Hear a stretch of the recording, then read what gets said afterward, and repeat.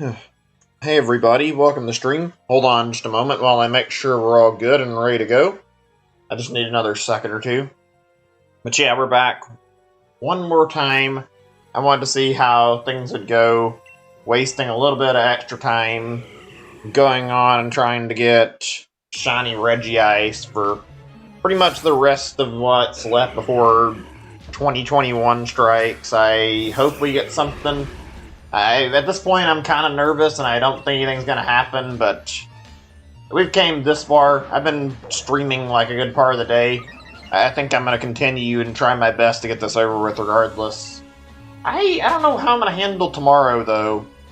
Also, and I'm a little bit late. Sorry about that. I was a little bit busy when I was setting up and getting ready. I had a very not so great trip out. I enjoyed getting some food to eat and getting some Chinese like I said I would. It was good. I enjoyed it. Good meal. I'm glad I did. Took a little bit of a break since I'd been going on so long earlier, and here we are back again. I'll describe how that went for you guys in a second, because I feel like, well, if that's something you guys want to hear about, then I'll be more than happy to talk about it. If not, it's not really a big deal, but I'll talk about what happened while I was out. Anyway, just for a little bit. Nothing crazy. Wasn't anything that was super pleasant, though. Also, as far as the stream goes, I don't know exactly how things are going to go right now. I want to get this, obviously, and I think if I get the shiny, I'm going to split the stream up a little bit and do this, and then maybe later I'll come back and do, like, another thing on the Discord and, like, link it, or maybe I'll link further in this hunt. I want to get through, like, at least 300 Regice encounters, and I'm hoping and praying, really, that, yeah, this is going to be shiny, and I really want it, but, I mean, obviously, nothing I can really control. It bothers me a little bit that this is turning out a lot like an Applin shiny hunt. It's not as long in the long run so far. Like, it's been less encounters, but it's bothering me how it's literally turning down to the wire on another shiny hunt, and it's like right near the end of the year. I really just want to end this year with one last shiny. I really want this Regice to turn up shiny.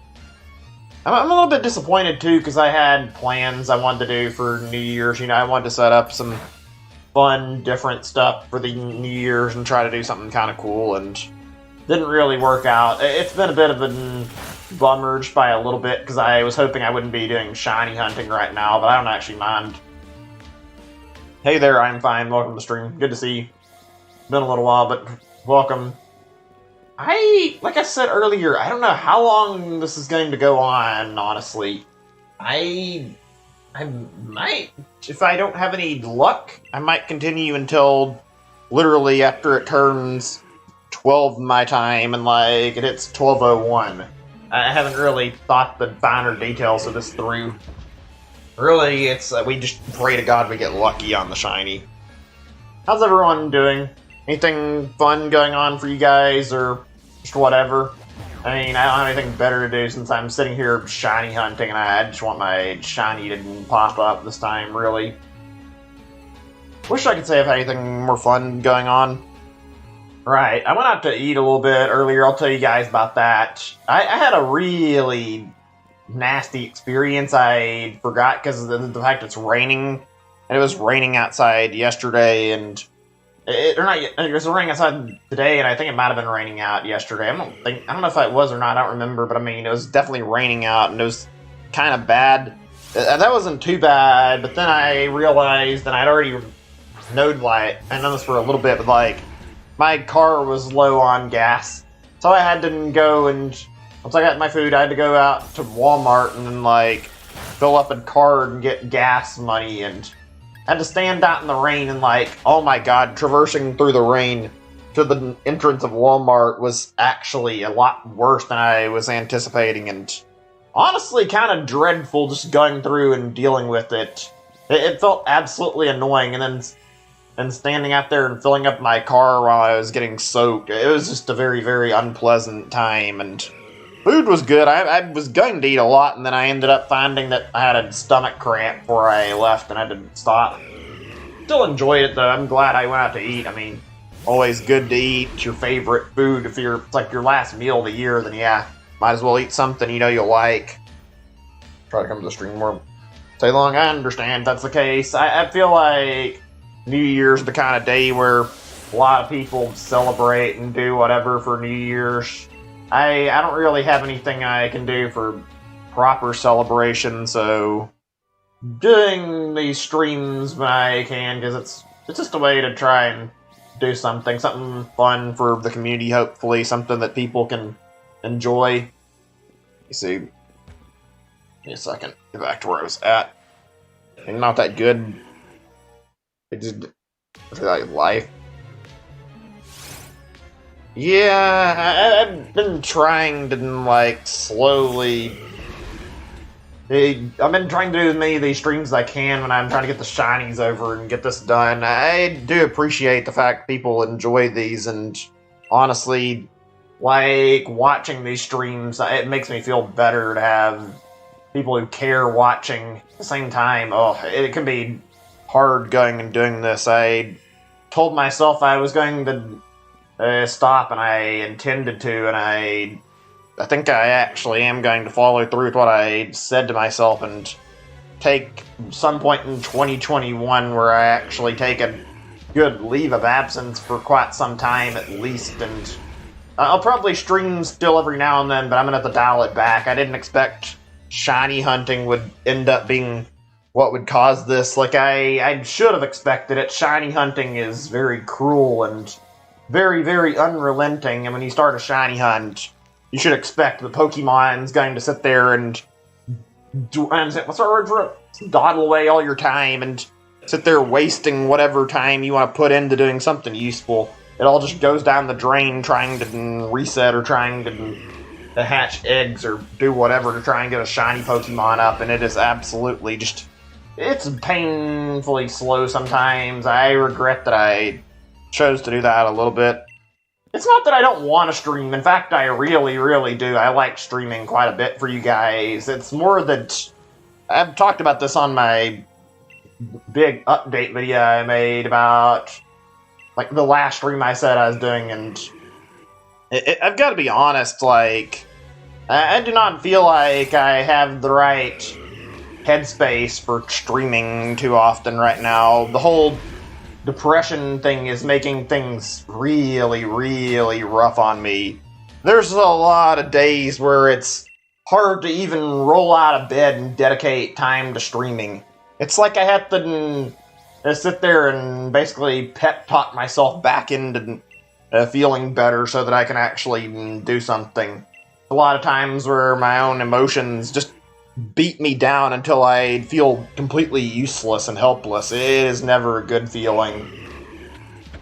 I've got to say, it is absolutely awful suffering from depression. Like, it feels like one of the worst things in the world.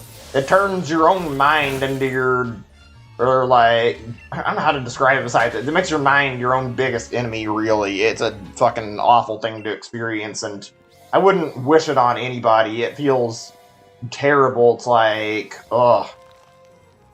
Part of why I lack the confidence to stream the way I want to. It's not easy to have confidence when your entire brain is trying to make you feel bad just because you want to have a little bit of self-confidence. I don't know, it's rough. Like I said, I'm going to need some time away from streaming next year. I like the streaming, but God, I know if I don't take some time away, it's only going to eat away at me and make me feel like crap, and I'm not going to feel like I can stream very much, so yeah, I'm going to take my time trying to get things worked out next year. My goal for next year is to obviously try to make some change in my life, try to get stuff done. I want to do a lot to improve my everyday life, make things nicer. I want to start by being able to find the gym to sign up to and go work out and try to get more strength. I feel weak and I feel like I can't do things that I want to. I've thought about going to a church because I know it'd be source of where there's community of people and I can meet people and hopefully they meet somebody that'll end up being an end up in a relationship with or something. Like, I want these kind of things in my life because I feel like it actually would help me a little bit. I think, I don't know how true this is, but I think this is fair to say and probably pretty accurate. I don't think in general that we as humans are meant to be, like, lonely and, like, stuck all by ourselves all the time. We're very much social creatures, no matter how you look at it, and especially when you look at, like, how things happen when people are left alone too long. Like, you ever seen somebody who's ends up, like, left alone for, like, a whole year or two, or even longer? Like, it can be, like, I guess depends on how long, but, like, not just, like, somebody who doesn't get out or anything, but say somebody who actually hasn't had any human contact in over a year or two. You will notice a complete difference between that person and literally any other person you interact with.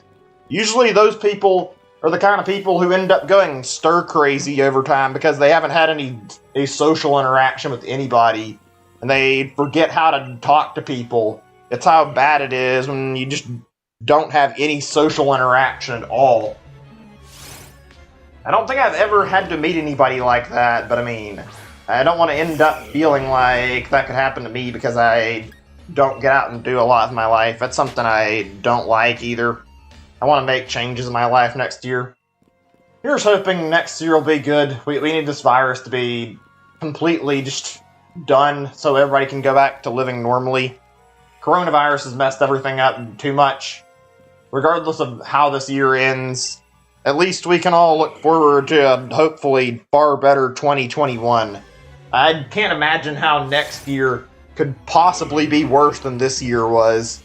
This year started with an awful virus and killed tons of people, and it's basically set everybody back a whole year, so yeah, I'm glad 2020's over. We can finally kiss this sorry year goodbye and never think about it again. I'm not going to be upset about that either. Ugh. Let me just think here. Let's see. Anything interesting going on? I know there was like a Pokemon live stream earlier, actually. I watched that. It was like a thing with like space. I don't think there were any updates on that. I'm gonna check on Cerebi and see what it says, but it was just some Pikachu thing as far as I can tell, and they showed Rayquaza on the screen for a second, but yeah, let me see, I think I see something maybe, let's see, or, no? Huh. Okay, it's actually, apparently there was nothing to it, like there was I don't know if I mentioned this or not, there was Rayquaza, like, in that little space live stream thing, and it's like, that's all it mentions, and I was wondering if maybe there was something relating to this that had been announced already, or if maybe they really didn't have anything to do with it. I genuinely don't understand what the point of this was. Did they announce an entire live stream just so they could come on and go, hey guys, we got another Pikachu you can download? It's like, why was this live stream a thing? I don't really see what it accomplished. But they wanted to tease something for 2021, and they didn't really do a very good job of it, honestly. Not really a big deal. Not really something that bothers me, though. So, let's talk on games a little bit, maybe. Talk about 2021 first, and then we can talk about maybe games over this year, because I think that'd be a decent topic to talk about. So, what's everybody planning to pick up next year? Anything big, anything good anybody's getting? I know there's a port of Super Mario 3D World coming out next year. There's also quite a few, like, third-party games, and there's going to be, like, a lot of software on both the new Xbox and on PlayStation 5 that's coming out, so there's a lot of games that are all going to be launching next year that'll make a big splash. Like, I think that new Oddworld game is coming out next year. I remember also, what else was there? That Ratchet and Clank game is another thing. I don't remember many of, like, Microsoft stuff, but I think they delayed that Halo game, like Halo Infinite, into, like, 2021, so I know about that, and as far as their other games, I'm not even sure about any of the release dates on there, to be honest. I haven't really seen any big name release dates for next year? Any new games? Games have been playing Watch Dogs Legions. Cool. I've heard like a lot of mixed things about that one. I've heard from a lot of people it's good, and a lot of people have also been saying it's bad. It seems like the reception for it is generally very mixed right now.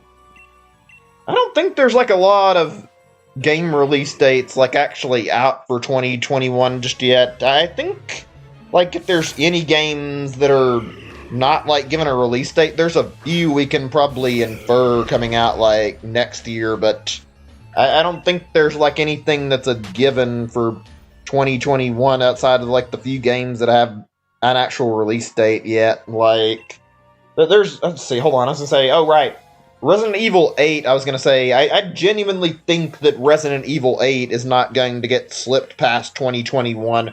Resident Evil 8 seems like something that's been in development for a while, and they've been teasing it pretty heavy. I would be actually shocked if RE8 gets pushed further than 2021, so I'm expecting that to be another 2021 game. I don't know if there's any others that I forgot about, though. Let's see, actually, there's definitely some good games that I can remember that are coming to Switch, at least. I mean, for starters, well, I don't know if anybody's buying it. I don't know if I'm going to get it either. That Persona 5 Strikers thing is coming out, and I'm looking into that maybe. I'm planning to get Age of Calamity on my Switch because I haven't picked it up yet, and I just now got, like, some spare money to buy some new games, so part of my money is going to go into me buying Age of Calamity, and I think I'm going to take the time when I buy it and probably also go ahead and download the Persona 5 Strikers thing, like alongside, yeah, something like the Persona 5 Strikers thing alongside Age of Calamity, so I can play both of those, and then I can get a feel for how they both play, even though they're both like warrior-type games. I think I remember hearing about the RE4 remake rumors, but as far as that's concerned, I think Resident Evil 8's likely to release before Resident Evil 4 remake would, assuming it's real. I'm pretty sure it probably is, but I think Resident Evil 8 is going to happen, like, very soon, since they've been teasing it, like, ever since the first PlayStation 5 event, and they've kept teasing it very, very heavily, as if to say that games very far in development and very likely to be ready to release like really soon. I feel like Resident Evil 8 is going to be probably their one, maybe not their first, but definitely one of their first big releases of 2021. I think they're probably going to release it very soon. I think the only one I can think of that probably is first, like before that, I know they're releasing like they're doing Monster Hunter Rise next year, and Monster Hunter Rise is going to be in, like, March, so that's going to be coming out before that, obviously, unless they have a release date for, like, January or February or something, but I don't think they're suddenly going to come out and be like, oh yeah, we're releasing Resident Evil before Monster Hunter. Probably not very likely, honestly. I remember that Capcom leak, actually, pretty well. I hope some of the stuff in that ends up coming up true. I mean, obviously, it's not too big of a deal, but there was some really, really promising stuff in that data mine. Like, I liked the idea of some of the stuff, like, they had stuff showing, like, a whole bunch of Ace Attorney stuff getting released, like, 2 games that never got localized, another collection, and they also, I think they put up, like, so what is it? I think there's, like Ace Attorney 7 stuff that was in this thing too as well, and a whole bunch of other like game related news. Fortunately, nothing like Mega Man was in here, but if it was, that would have been awesome. We're gonna go. I think I'm still streaming. I'll be on for a while, more than likely. I think the only way this is going to end early is on the off chance that I get this Regice, like, before it hits midnight. And if that does happen, I'm going to turn the stream off after I've saved my game, and then I'm going to go, like, tamper with a few things really quick in OBS and check on my settings, and then I can come back and I can do, like, a little bit of something else until midnight happens, and then we can end stream right after I get done with like streaming until at like 12:01. If I get this shiny early, I might actually take a little break though, because even though I don't feel like I necessarily would need another break, I've been going. Let's say I think I'm at like 6.5 hours or something for the first stream earlier, and I'm still gonna need a while even if I don't get the shiny, because I'm planning to go for 300 at least if I don't end up getting anything, and 300 Pokemon encounters is like maybe 3.5 or 4 hours, if not maybe a little more than that. I don't know how long it's gonna take, so yeah, I guess we'll see. Appreciate that though. Hopefully have good luck. Can't really do much about it. That's just Pokemon for you, especially shiny hunting. No matter what you do, you're at the mercy of the game and the RNG. And if you're not lucky, then, well, you're just screwed. You don't get anything out of it. Hopefully we can at least have something happen soon. I'm not liking the way this night's looking, though, either way. This is looking like I'm going to hit 2,000 encounters and not see anything shiny pop up. Oh well, whatever, I guess. Anyway, let's see. I'm trying to think on game releases that I hadn't mentioned.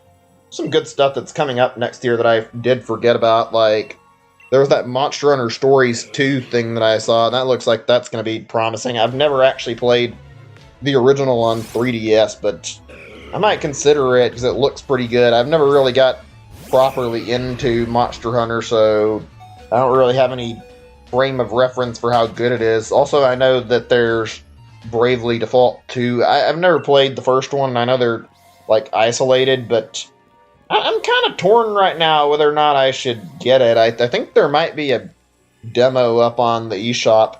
Maybe I'll download that and try it.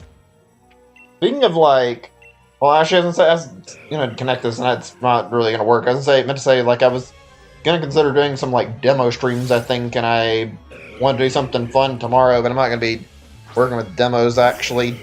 I'm not sure if I'm going to stream tomorrow or not, actually. My plan for tomorrow is maybe if I need to, I'll stream some tomorrow and do like more of this, or maybe I'll play some other game for a little bit. If I get a shiny out of this, then I think I'm gonna say that I'll take the day off to myself. I think I'm gonna need a little bit of a resting break because I've been playing like a huge amount of Pokemon and wearing myself down.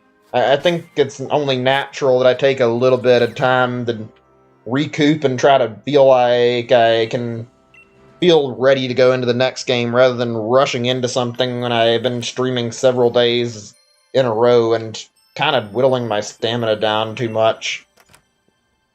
Let's see though. I think there's like 4 or 5 games releasing in like March next year, all on the Switch. Like, I don't remember all of them at like right now for like what all the good stuff is. There's a lot of things I'm looking forward to for next month. I don't know, something in March or even 2021. I remember Balan Wonderland. That's going to be something I buy. Probably going to get Monster Hunter Rise. What else was there? There's like, I gotta try and remember. I know there's also been a teaser for like The World Ends With You, and I mentioned Bravely Default. I don't know if that's going to be a March game. There's a lot of stuff coming up, though. Yeah, I'm going to keep playing and try to get things done, and tomorrow will be more than likely another day to myself. I genuinely don't want to find myself in the point where I'm, like, sitting here feeling like I'm wasting time. I think if I don't get the shiny, which I absolutely hate the idea of thinking of, even though, let's be realistic, knowing Pokemon and how sick these games led to be with shiny luck, there's a very real possibility I won't get the shiny, and if I don't, I'm probably going to be on tomorrow to do my daily 200 encounters, and then after I do another extra 200 encounters on Regice, I'll probably take the second off so I can sit there and give myself like 2 or 3 days worth of time before I come back to this shiny hunt and like actually come back at it feeling a little better and a little more level-headed than charging straight into more of this crap. I'll do it tomorrow if I don't have any results, but that's the longest. I want to keep stretching this before I give myself a little bit of a breathing room break to relax a little bit.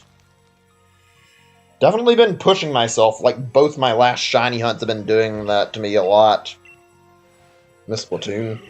I haven't played Splatoon quite some time. In fact, I haven't really played Splatoon 2 the same way I did Splatoon 1. I really got addicted to the original one. I guess I kind of just, I don't know, I guess I got like, to the point where I didn't care anymore because it's so similar to the first game. It's not a bad game, but I can't bring myself to really play Splatoon 2 now, and I didn't really find myself having the most fun when I tried to play it again.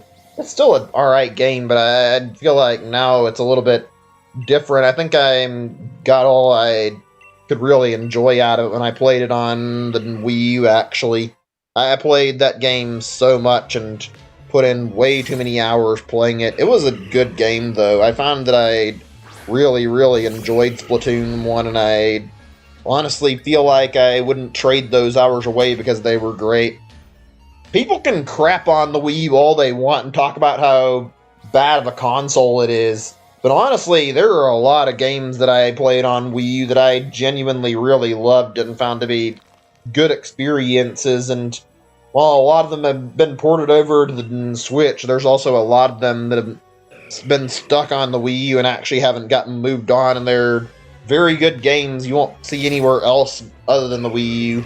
Like, for starters, Xenoblade X is something that still hasn't been moved off of the Wii U yet, and honestly, I think Xenoblade X's future is pretty much up in the air whether or not it's going to get ported to the Switch. I honestly don't know if it'll happen anymore. It's like, it's a really big game, and I imagine the amount of time and effort to port it for Monolith Soft could actually be way more effort than it would be to... more effort than it would be worth to port it, I meant to say. I don't know if they're willing to throw in the manpower to port a huge game just so they can put it up on the Switch. I mean, if they do, then cool, I'll probably buy it because I liked it on Wii U and I enjoyed it, but I don't think it's going to be coming over. That was one game. Let's see, what else can I remember? There's a lot on the Wii U that's still there. It's not a huge amount, but there's quite a few good games that are on the system.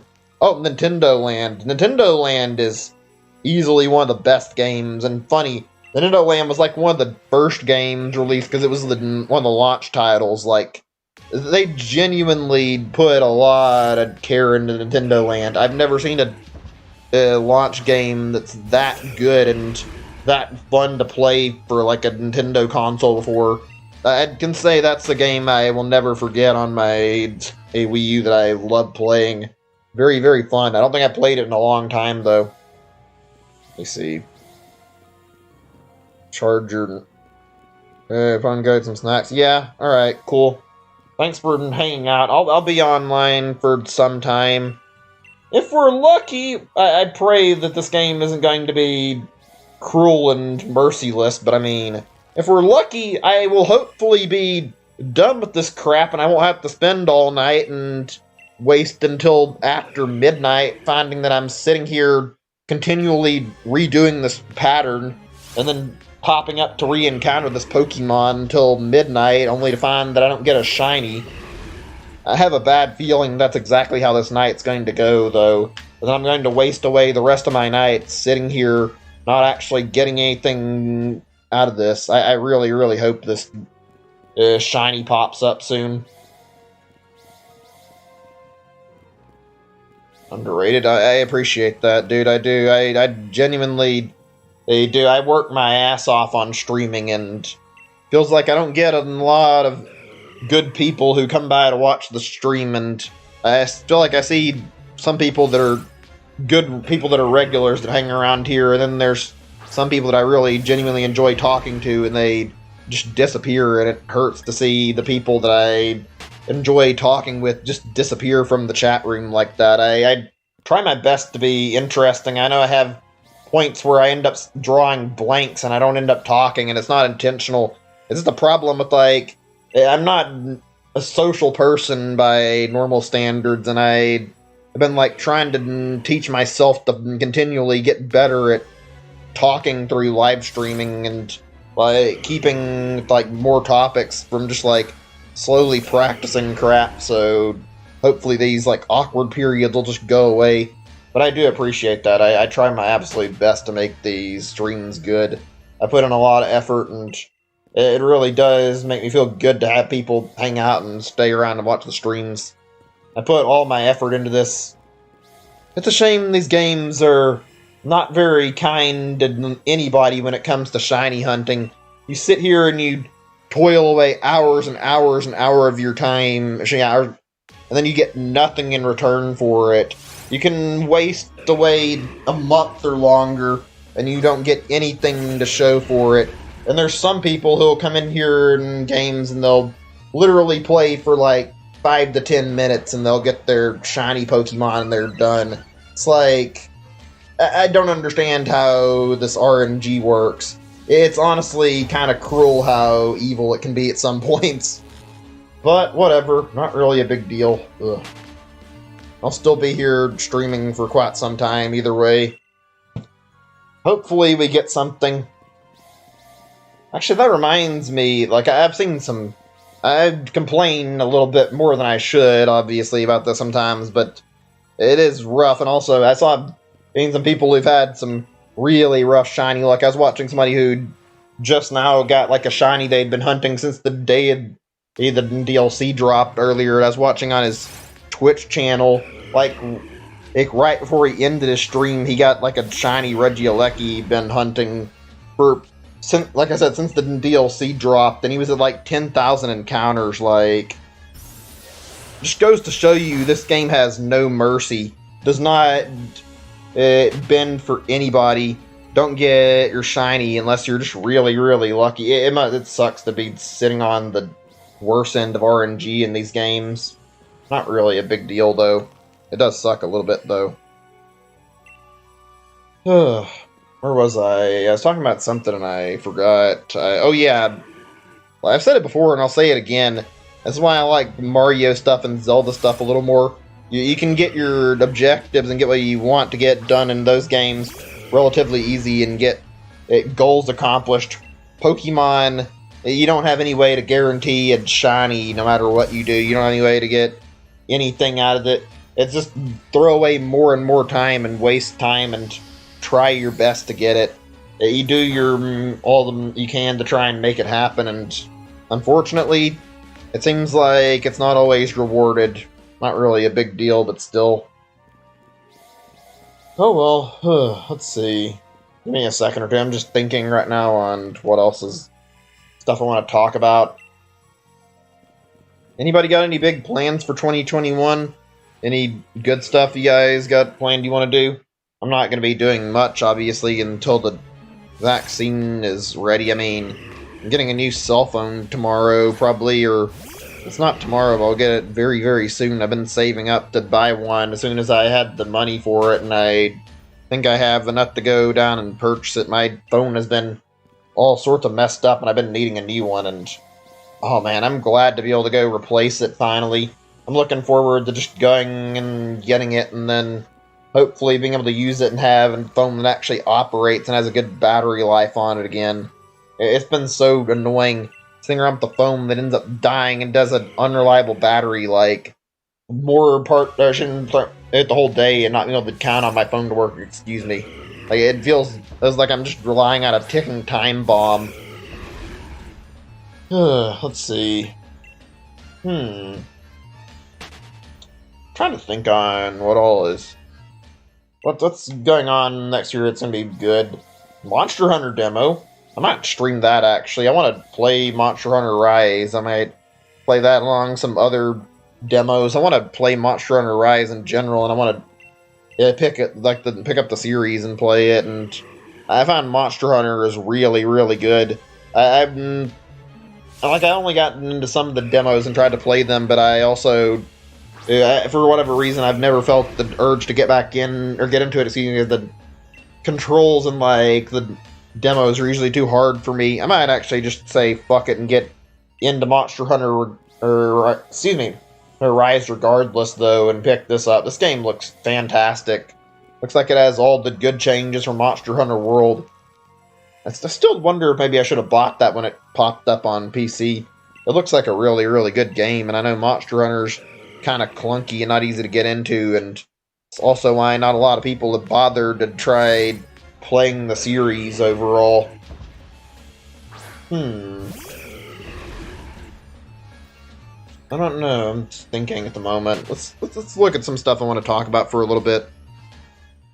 I've talked about some shows. I might talk about that a little bit more later.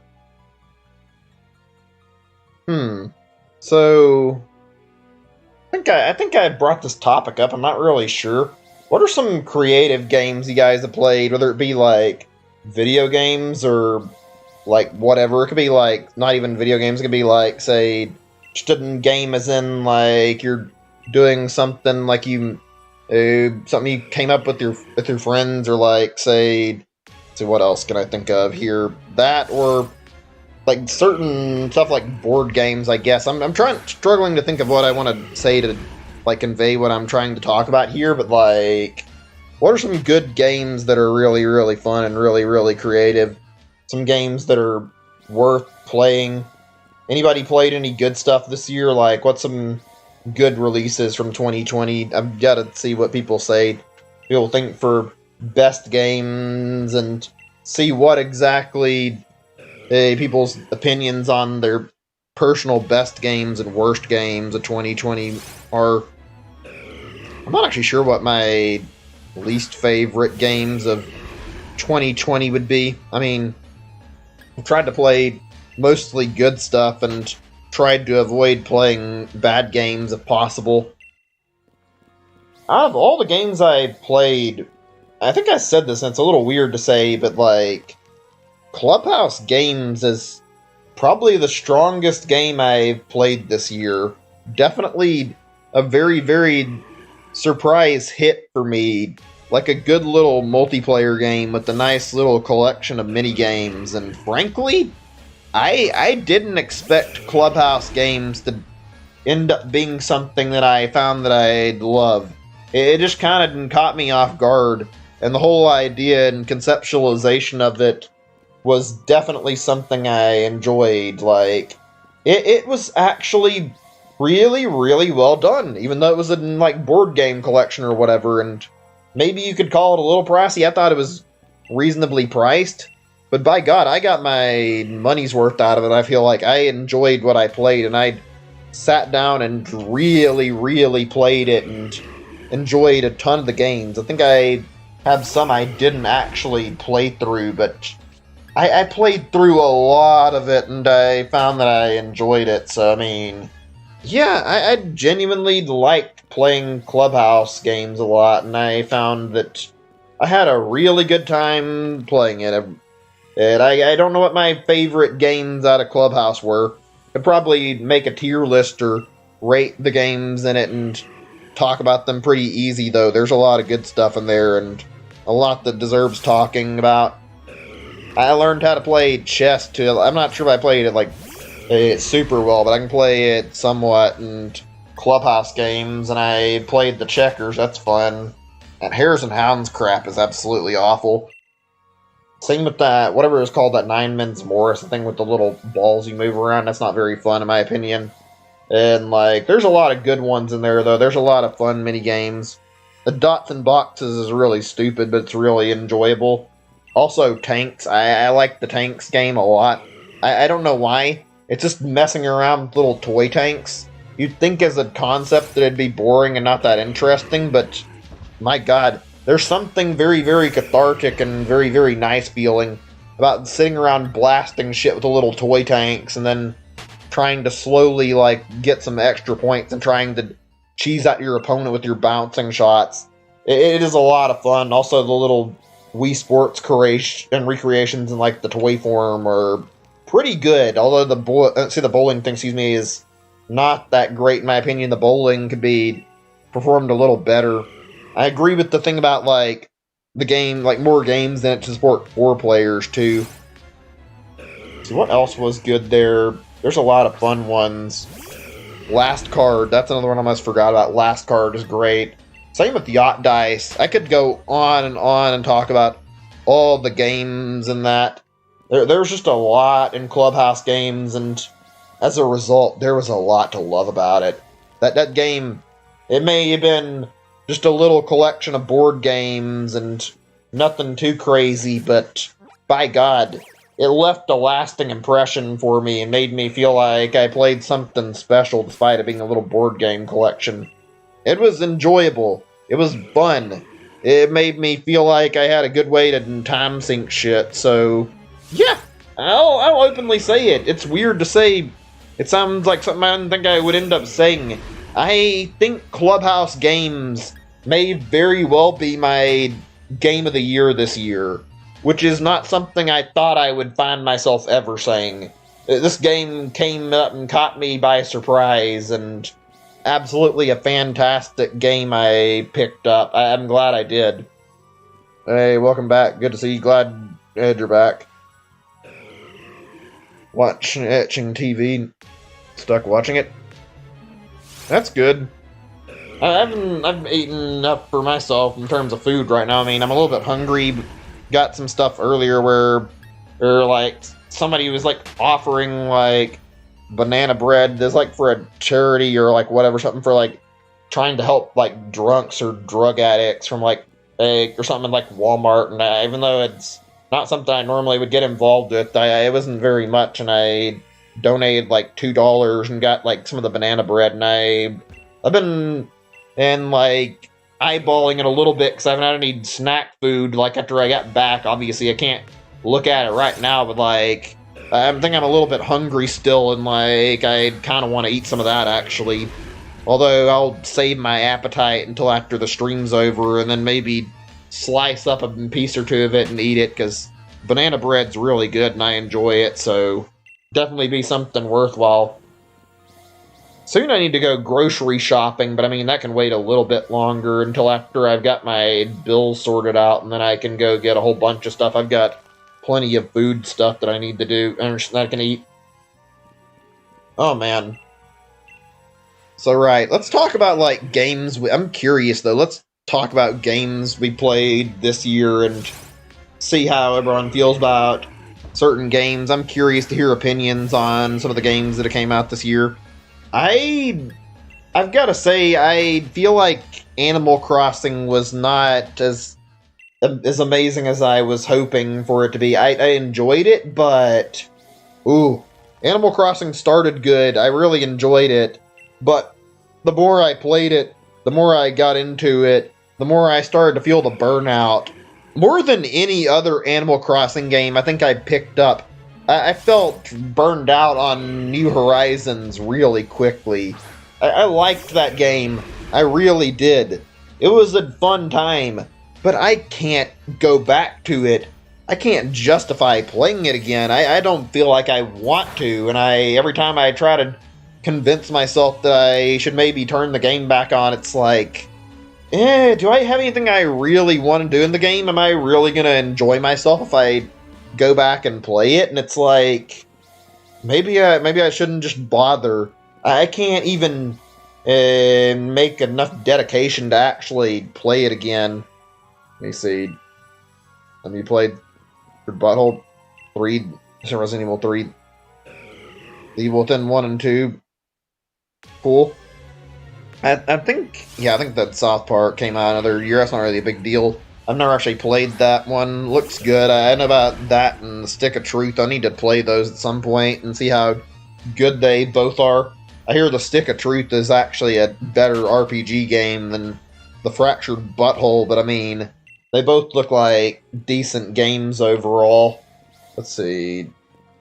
As for Resident Evil 3, I can't really weigh in on it. I've heard a lot from both opinions, like some of the other games I've seen this year, whereas a lot of people are praising it, but there's also a fair amount of people who are saying that it's not a very good remake because it changed too much about Resident Evil 3 and made the game too different. I don't know if I would agree with that, but I've never really played the game, so I can't properly weigh in on it, but like, I feel like if they're making a change to make a game where the whole point is that you're being chased is like a little easier on the player, where you can actually get like a little bit of space and not have Nemesis down your fucking throat, like breathing down your neck every 5 seconds trying to kill you. like, I would count that as an improvement over the original Resident Evil 3. It's like, if you're easier to get the hell away from Nemesis, then yeah, I would think the remake did its job pretty well, actually, making the experience more enjoyable. Because I don't know about you guys, I don't personally enjoy when I'm playing a game and I have an enemy that's literally tailing me the entire time I'm playing it. Sometimes it can be done well, but I mean, usually it just comes off as really obnoxious and really like frustrating. It can make the game less enjoyable. I didn't even like it when I was playing Resident Evil 2 Remake and I was sitting there like running away from Mr. X.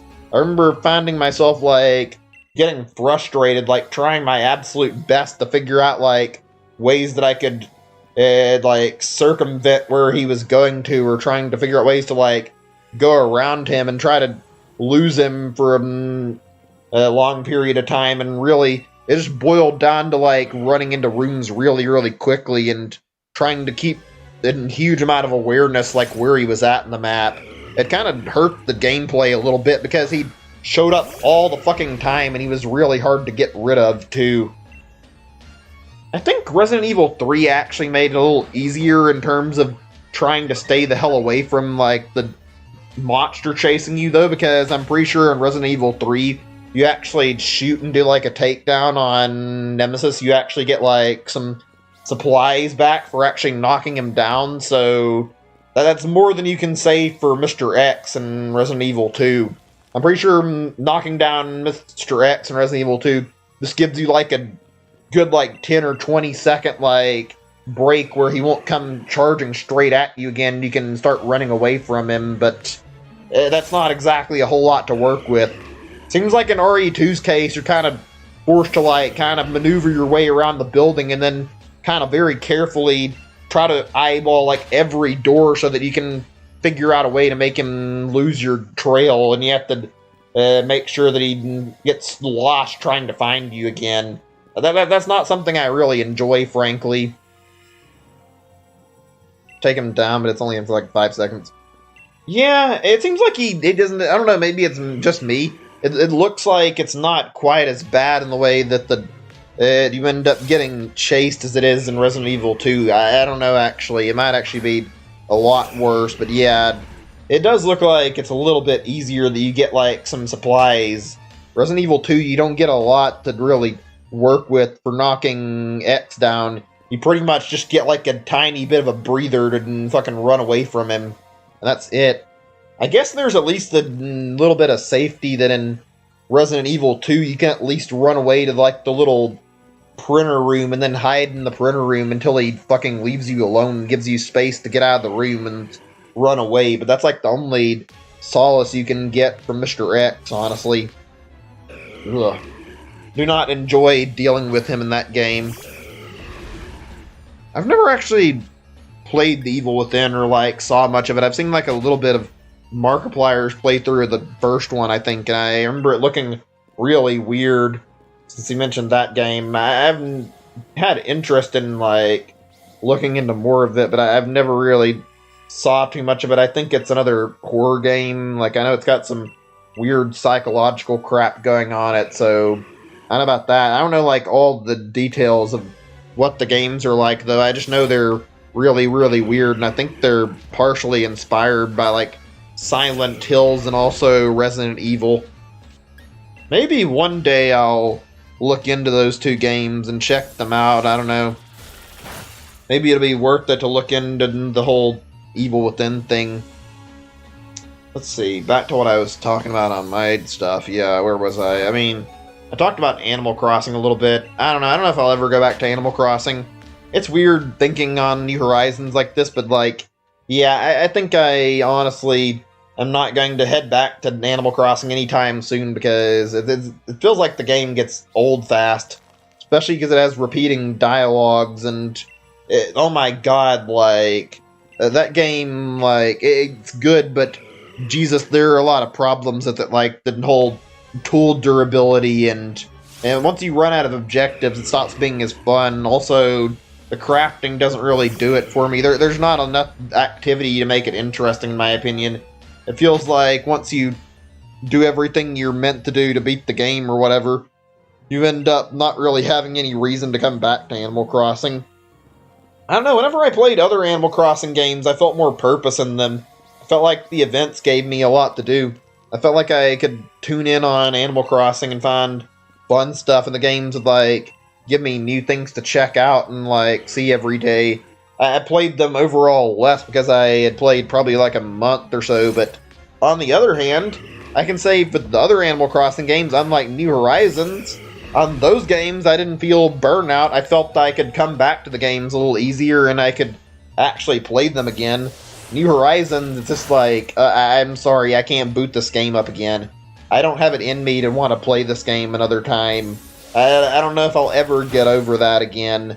I don't know if I'm ever going to feel the need to play it again. I mean, maybe I will. Of course, we have to fucking sit here and get out of here this way because fucking getting caged in, the game won't let me run when I try to. There we go. Insane.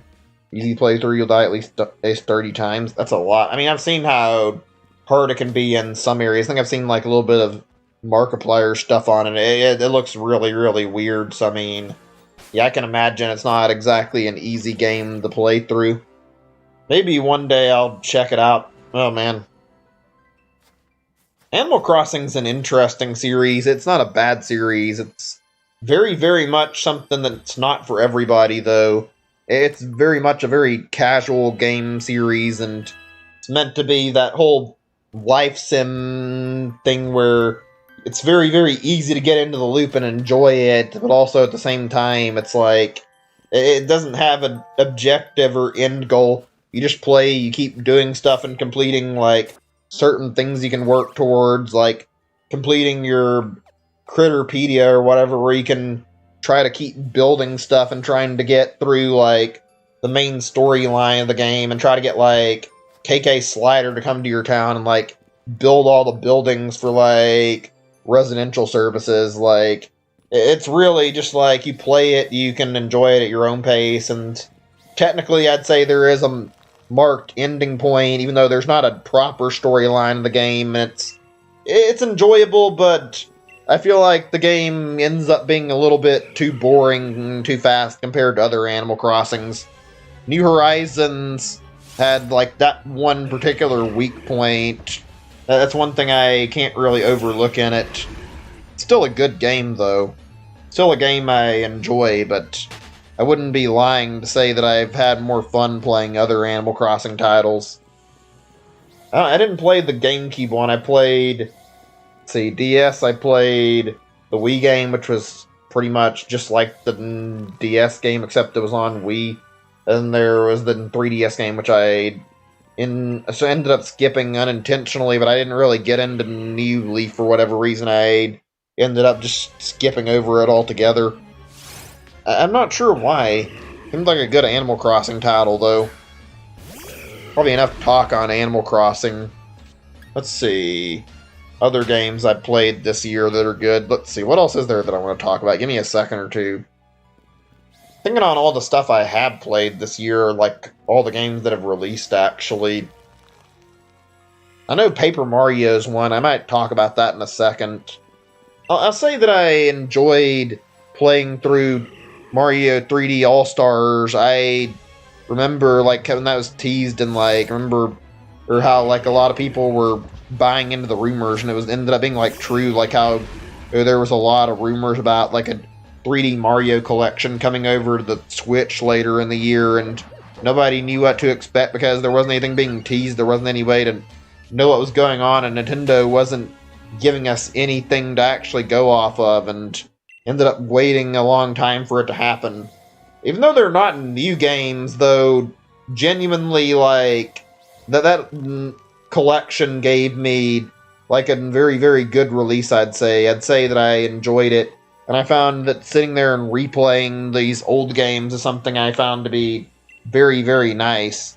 It's not something I am normally huge to do all the time. Like, I talk about replaying older games, and I like playing some older games, but yeah, I'm not the type who is quick to go back to playing older games. I like to play new games throughout a year and enjoy newer releases fairly commonly, so it's very safe to say that I was a little bit annoyed about that. I wasn't upset that badly, but I was happy to sit down and replay that stuff. It was actually kind of nice to sit down and replay some of these games. I remember I played Sunshine first, and I did something I'd been wanting to for a long time. I went down and got every shine sprite, and I got the blue coin sprite, and the blue coin shine sprites that I had never really collected in the game before. That was something I enjoyed doing. I never 100%ed the game. That was the first time I had ever 100%ed Sunshine, and I found it to be enjoyable, even though it was a little bit on the hard side to do, especially without the controls feeling like they were catered to Switch, unlike for the GameCube version. I mean, they were good. They weren't set up for the Switch as well as they were for the GameCube, and I'm glad they they changed it for having some GameCube controller support too. Sunshine's a good game. It's a little bit on the less than polished side, though. Still a good title. 64 was Super Mario 64. What else do you really say about it? I played Super Mario 64 probably more times than I can count in my life, just sitting there replaying it at certain points for whatever, playing like a ROM hack or whatever. It's a good game. It's enjoyable. But it's aged like crap, and it's not an amazing game. It's still fun, a very good game in its own right, but sitting there replaying the whole collection, I gotta be honest, I think that 64 was the weakest point of the collection for me. I found that I was just eager to sit down and see how fast I could try and beat the whole game. Unfortunately, my time was only 10 or 11 hours, so I could probably try to work on that a little bit to try and beat the game even faster for every star. Maybe at some point. I was hoping to get 5 hours. Maybe I'll get there at one point. I know there are people who can do speed runs and do it much quicker, but I'm not a speedrunner, so whatever. Not really a big deal, but it is a little bit on the side. Not being able to fit my goal like I wanted to there. I actually haven't replayed Galaxy yet, for whatever reason. I've been meaning to, and I like Mario Galaxy. I mean, I really like Mario Galaxy. I think it's a great game. I've been waiting until January. I told myself I would wait until 2021 and I would replay Mario Galaxy on my own, not on stream or anything. Just as a thing for my spare time to enjoy and sit down and play through one of my favorite 3D Mario games of all time again. I genuinely am looking forward to doing another session of Mario Galaxy. Such a fantastic title. Probably the best part of the entire collection, and even replaying a little bit of it when the collection was brand new. I enjoyed doing that so much. Let's see, actually. Yeah, I remember it held up really well. I'm upset they didn't put Mario Galaxy 2 in the collection. I bet they're going to save it for later, though. Release it separately, which is not something I love the idea of, but I mean, it's whatever, it's Nintendo. They'll do whatever they want to, and they'll try to get away with it without making people upset. I'm sure people will probably eat it up and they release it separately if they do. Galaxy 2 is a good game, though. Not better than Galaxy 1 in my opinion, but I still find it to be very, very good, very, very fun. And the Galaxy games are kind of like 2 eggs in a shell or whatever. I don't know if I said that expression right. You know what I meant to say, though. They're pretty much the kind of games that it's they're meant to be played together, I think. They're good games, very good games, and they complement each other very well, in my opinion. Goddamn, I haven't played Galaxy 2 in so long.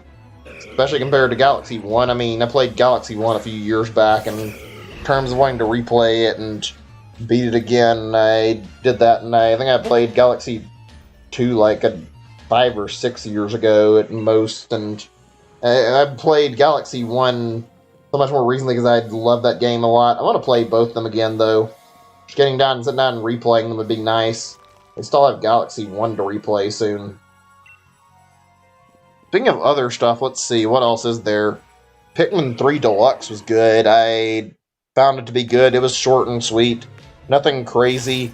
Nothing that was too big. It was a nice little enjoyable experience. Even for somebody who's played the original Pikmin 3, I found it to be fun. I was glad to play it. The extra content was nice. Piccolopedia is a great thing to have back in the game, and very much something that's always been a standout feature for Pikmin for me. So, yeah, seeing Piccolopedia back in Pikmin was absolutely great. I remember sitting there wasting a lot of time reading it after I'd finished the game. Did the same thing with Pikmin 2. One of my favorite features in Pikmin, for good reason. It's a lot of fun to utilize, and it's a very, very good feature in my opinion. Feels like something that's fleshed out very, very well. So let's see, hold on a second. How long have we been at this yet? It says about an hour. Okay, so it's been about an hour. It's 9 o'clock. That means I got 3 hours until it turns 12. And I'm not completely at 100 yet, but I think we can make the 300 encounters thing happen regardless of whether or not they hit that point. I mean, we'll see what happens. I'll see how this goes. Hopefully we get a shiny by that point. I mean, it'd be very, very upsetting if we don't, but whatever. Man, I want a new Pikmin game so bad. After playing Pikmin 3 Deluxe, I told myself I wasn't necessarily in need of a new Pikmin game. I think I was lying to myself. I like Pikmin a lot, and I really want to see more of it again, and see some on the Switch, and it's like a new game altogether. See Pikmin 4. It's been too long. Maybe Pikmin 1 and 2 remakes. Pikmin's always pleasant. The games are a little bit on the short side, though. Very good gameplay. Very fun games. Honestly, some of my favorite games out of all my Nintendo franchises I played. They're great. They're all like fantastic titles. Probably my all-time favorite, actually. I've thought about that one really hard, and Pikmin is just something that always comes back to me. Is like, yeah, I love this game series so much. It's just well done. Everything's good. The world looks nice. So many amazing monsters to study up on. The Pikmin are adorable and great. The lore is fantastic. The treasure is really, really good. Like, I can't think of anything I can't love about Pikmin. Maybe the fact that it's so short sometimes, but outside of that, the series is fantastic. Oh man, I think I've showered that game in enough praise, though. I have enjoyed playing Pikmin 3 Deluxe again, and playing Pikmin 3 all over again. It's been an enjoyable experience replaying the game, to say the least, and also got me to check in on some Pikmin ROM hacks that I had interest in. I wouldn't have probably played them otherwise without this, so makes me grateful that it got me interested in working around and playing my favorite series again, finally, after all these years of not really doing as much. Let's see, actually. I mentioned Pikmin stuff, although, let's see, I guess the only other thing I can think of is Age of Calamity. I mean, Mario 35, I guess I almost forgot about that, and another Puyo Puyo Tetris 2, but I haven't picked Puyo Puyo Tetris 2 up, because I've been too busy with Tetris 99 and enjoying that instead, so haven't found the reason to bother with it. It's a good game, I'm sure, but I like playing Tetris 99 and doing my best to kick ass in that battle royale. Fun battle royale, the things are great, the game itself is great, like the music is awesome, and I love seeing all the cool additions they make when they update with new themes or just make new updates to change the game. I think Tetris 99 is always going to be something I enjoy going back to, even though it's not something they released this year. I still like the game a whole ton, and I find that it's definitely something I want to keep playing. Oh man. Mario 35 is like the next big thing I can think of to mention that's like another really big game release this year. We'll talk about that in a second, though. I think there's some good stuff to talk about there in a minute.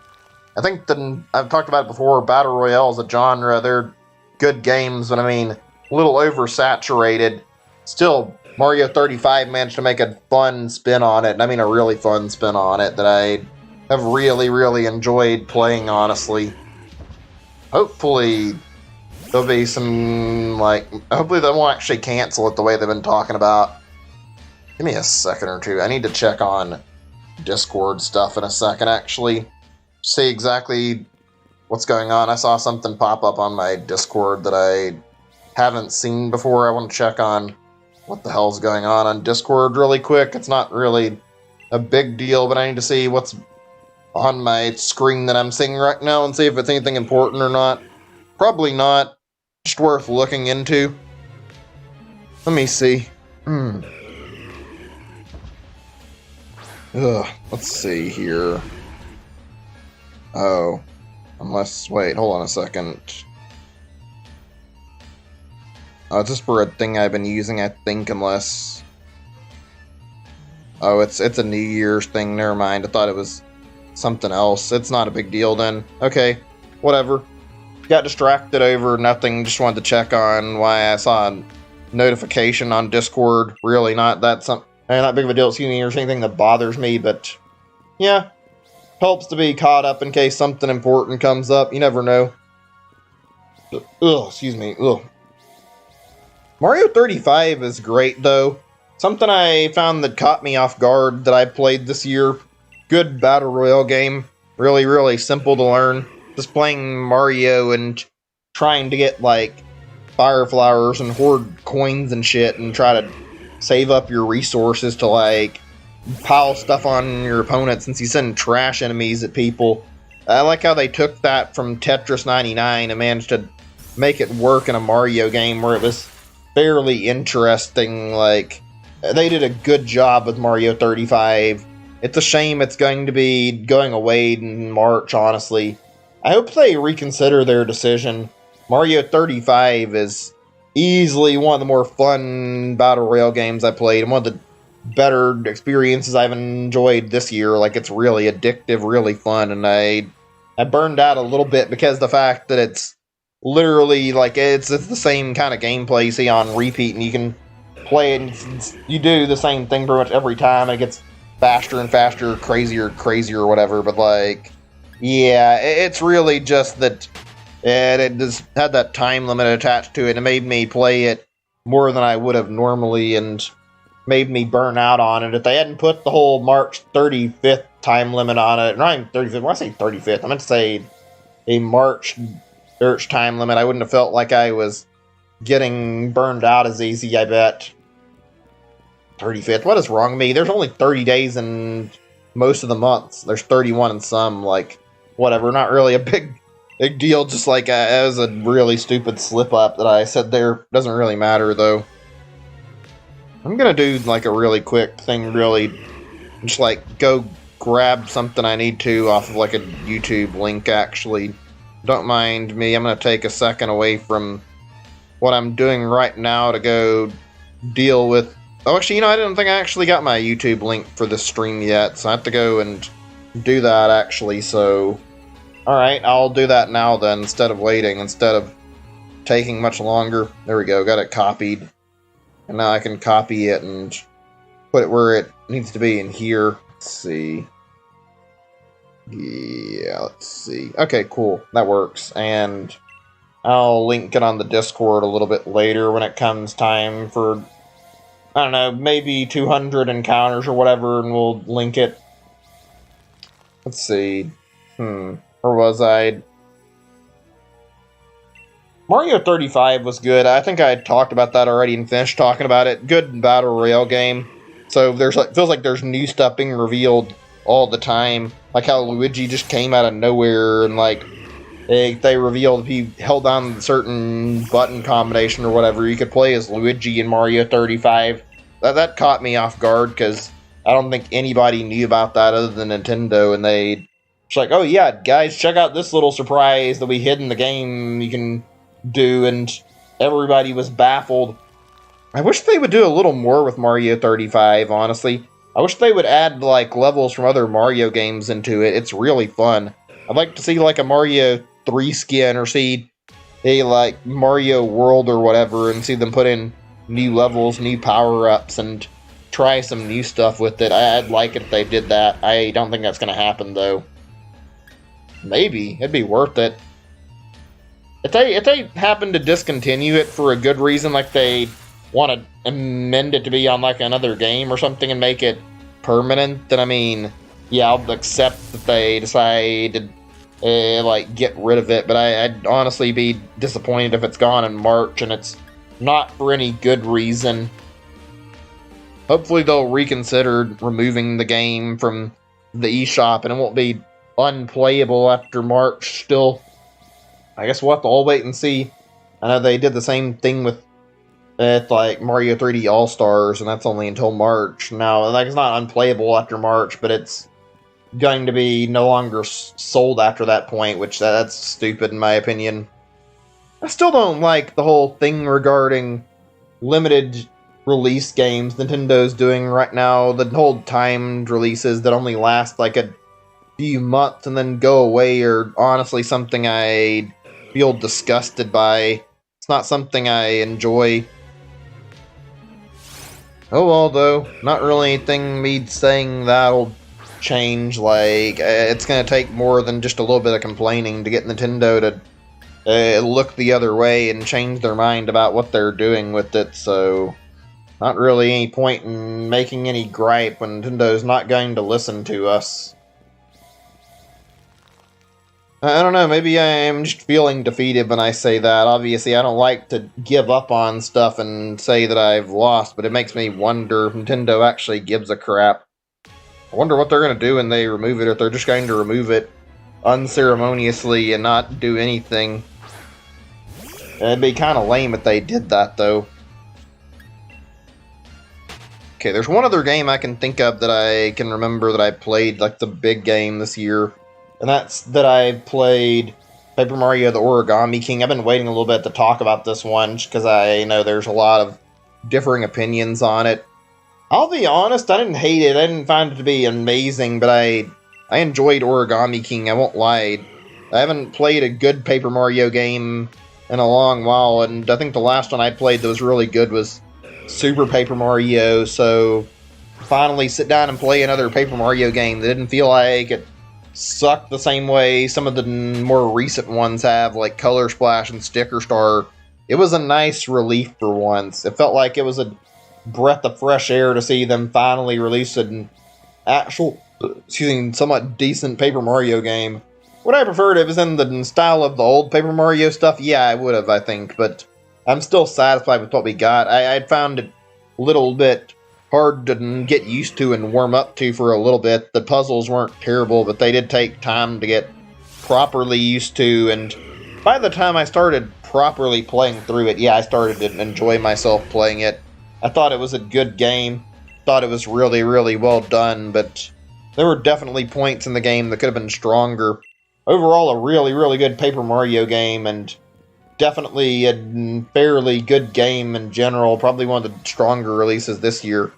Favorite? Nah, I wouldn't go that far. I'd still think it was great. In fact, I would rate it lower on the end of Paper Mario, but I mean, I still liked it quite a lot, and it makes me want to replay more of the series and go check them again to like re-rank them and see how they stand up against the game.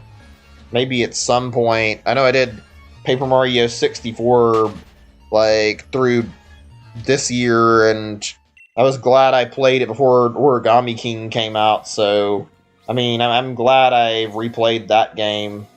I need to make time to replay Thousand Year Door in the future at some point. I feel like I've probably done a Super Paper Mario playthrough in my spare time, like over the past 2 or 3 years, just by the fact I liked the game a lot and replayed it. Probably can't remember if I sat down and replayed it too recently, but I know I played it in like the last 5 years at least, if not earlier than that, probably. Like, I'm pretty sure I played it on my Wii U to start to finish again. It still stands as my favorite Paper Mario game. Absolutely a fantastic game. I do not give a single shit that Super Paper Mario is not an RPG. I think the game is good, regardless of the fact that it's not an RPG. Also, I'm going to say it, Now, you know, it's not a big deal. I don't think anybody's really listening or paying attention, but, like, no, Super Mario is not an RPG. It is a game that is like a platforming game with RPG elements. Like, people get into this argument all the time. It's got some bits of RPG DNA in it, but I don't think anybody actually counts Super Paper Mario as an RPG game. At least not most people do. I've seen people argue this. It's like, it's not. It is not an RPG. It doesn't have the gameplay of an RPG. It doesn't have the same focus as an RPG. It's good, but it's not an RPG, and you don't need to sugarcoat it to try and make it fit in with the other Paper Mario games. It's good by its own standards, in my opinion. Easily my favorite. I'm not even sure how I'd rate them all. Out of, like, the Mario RPGs in general, I wouldn't say Paper Mario is my favorite of the series, especially. It's still a good game series, though, and I still enjoy it. I mean, so I'll easily say that, yeah, I like Paper Mario, and genuinely, I find that I would be happy to keep playing it, so yeah, I'll say, frankly, yes, I think Paper Mario is a good game series, done really well. There's certainly some less than great games, though. I hope they go back to the old formula, though, and make another RPG for the next title. I don't think they're going to. I think Nintendo is dead set on ignoring what fan wants and doing, and fans want what they want to do entirely, so expecting that's how they're going to handle doing more Paper Mario for the inevitable future is keep releasing modern Paper Mario, never listen to what the fans say about making another Paper Mario game. I don't think they give a shit what we think about Paper Mario anymore, unfortunately. Problem with Nintendo, they don't listen to anybody but themselves. They're a good company, but God, it feels like they have their heads stuck up their ass sometimes. They don't listen to anybody. Whatever, though. Okay, let me see really fast. I want to look at one thing.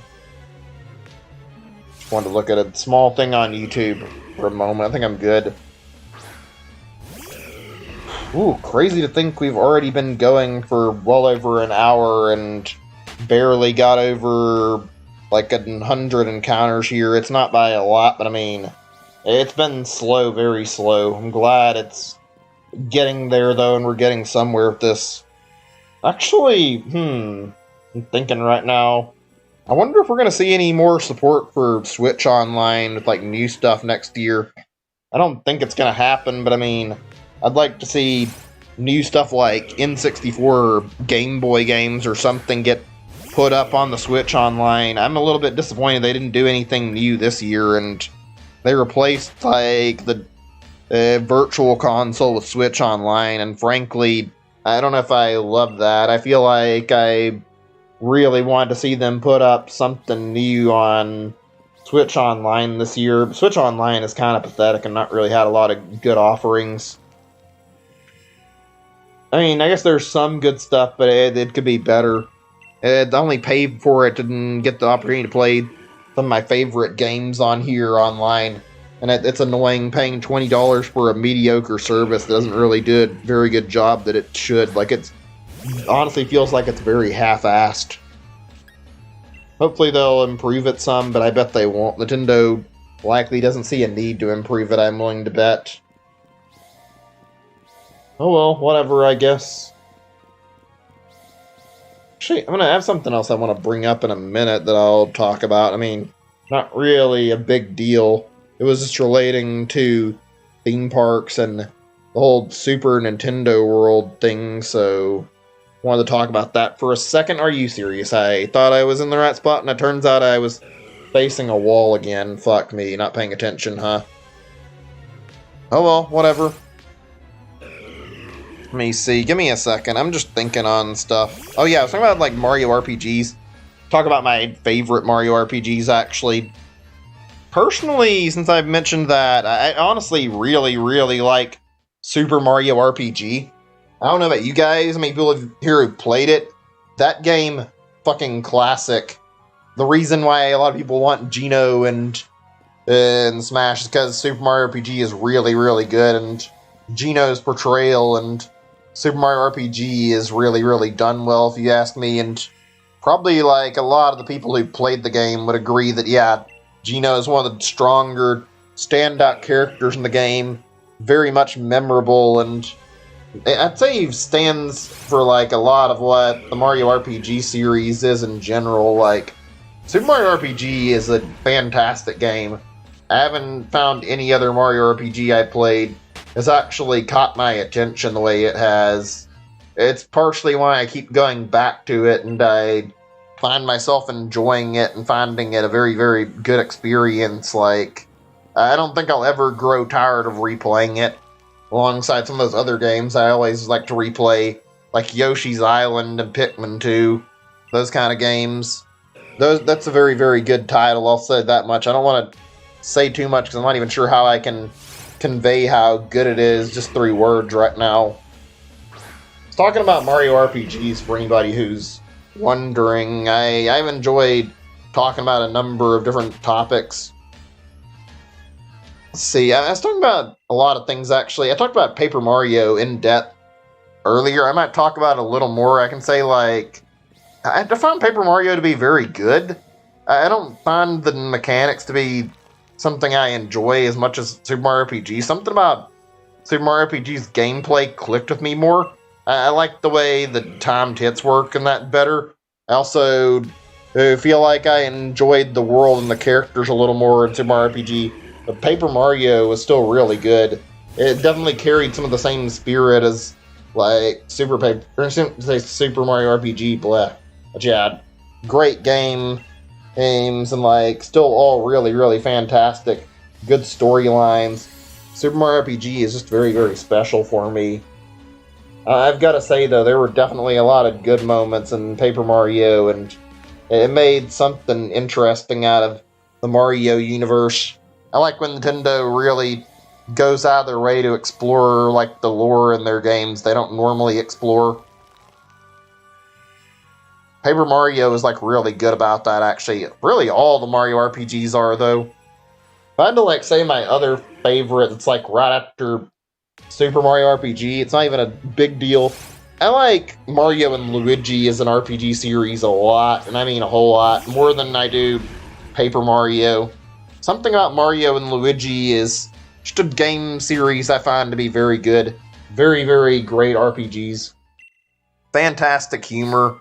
It's all written really, really well. The story's very good too, and story seems to know when to take itself seriously and when to joke around, and as a result, I'd say, yeah, it's in a lot of emphasis on making jokes, and it knows when the right time to make good jokes is and when to not make a stupid joke and make something that would, or make a joke that would make the gameplay a little bit awkward or weird for a second, make everything feel like there's a real strange pause in the game.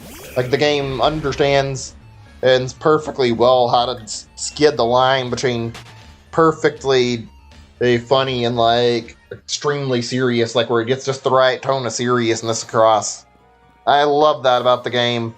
Also, the animations in the games are pretty good. At least the 2D drawn ones. I think the animations are good overall anyway, but 2D games had some incredible animations. There's something about those games. Their music, their story, everything about those games feels like it belongs and feels right. I genuinely love playing the Mario and Luigi stuff. Also, I like the characters in those. You see a lot of unique characters you wouldn't see in other games, so there's that too. They flesh out the Mario universe pretty well. I'm not sure there's anything I forgot about it that I was going to bring up. I mean, obviously, I mentioned characters. The villains are another high point there. The villains are really, really good. Hey, I can't remember any other big ones, but there's a lot of good reasons that I like Mario and Luigi more than I do Paper Mario and whatnot. Namely, being the humor and some of those kind of aspects that really get me into it and allow me to enjoy it. I enjoyed how goofy and slapstick the humor can be at times. It's just a nice distraction, especially when it comes to the fact there's a lot of serious RPG out there. They don't know when to take themselves too seriously or take jokes, and they don't know when to shut up with a joke. It's annoying when you see a game that doesn't know when it's making a joke annoying because they keep going with it way more than necessary. Mario and Luigi definitely doesn't have that problem, though. I have something bothering my ear right now. I don't know what the fuck it is. It feels like I got, like, earwax in my ear, and it's, like, against the side of my ear. And that feels really fucking awkward and really fucking annoying. Whatever, though. Not really a big deal. I think it's gone now. I think I got it out. Ugh, I hate that feeling. Never feels good. Always weird when you feel something in your body, or whether it be like your nose, your ear, or your eye, or whatever. You feel something just suddenly there, like really gross feeling, and you have to get it out. Ugh, I hate that feeling so much. I've had like flies or bugs get in my eyes before, get in my ears, and it feels awkward every time. Getting that shit the fuck out of your ear, getting it out of your eye or whatever, that's always annoying. Bugs in general. That's a topic that could be worth discussing for a little bit. I don't know if it'd be something super worth talking about for a long time, but that's another topic that could be interesting to discuss at some point. Maybe I'll keep that in mind a little bit. Let's see. I'm trying to think here on what all I want to talk about. I did stream a lot earlier, and I think I've given myself a lot of, like...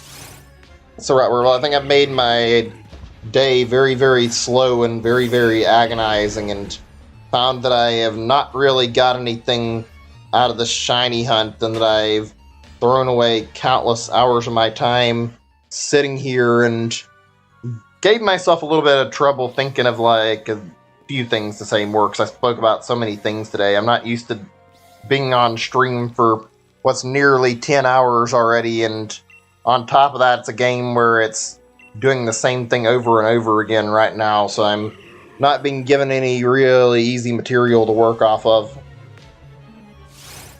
But that's not a bad thing. It's not really a big deal. Anybody watching like fireworks like later, or if there are any going on? Usually in our area, at least, we can see like fireworks going on around and like New Year's. I think there was like some earlier, and I didn't really get to see them because I wasn't paying attention and I wasn't able to look at the right time. But those are usually pretty. And then at July the 4th, obviously, as well, since it's national holiday for America.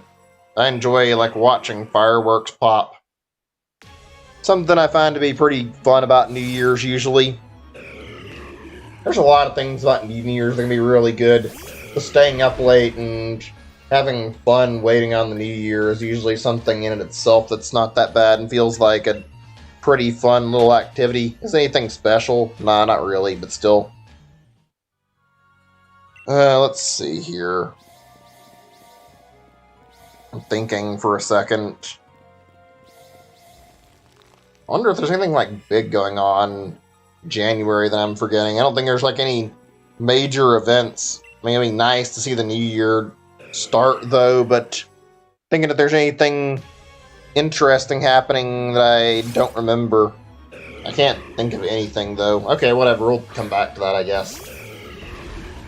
Let me look at what I've got that I want to talk about. I mean, I can think on some stuff too and see what all I can think of. Think about like what kind of things I want to discuss actually.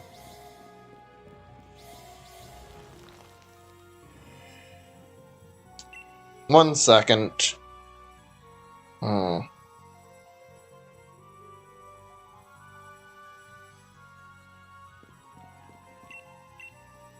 I guess I got something I can talk about for right now. Alright, let's see.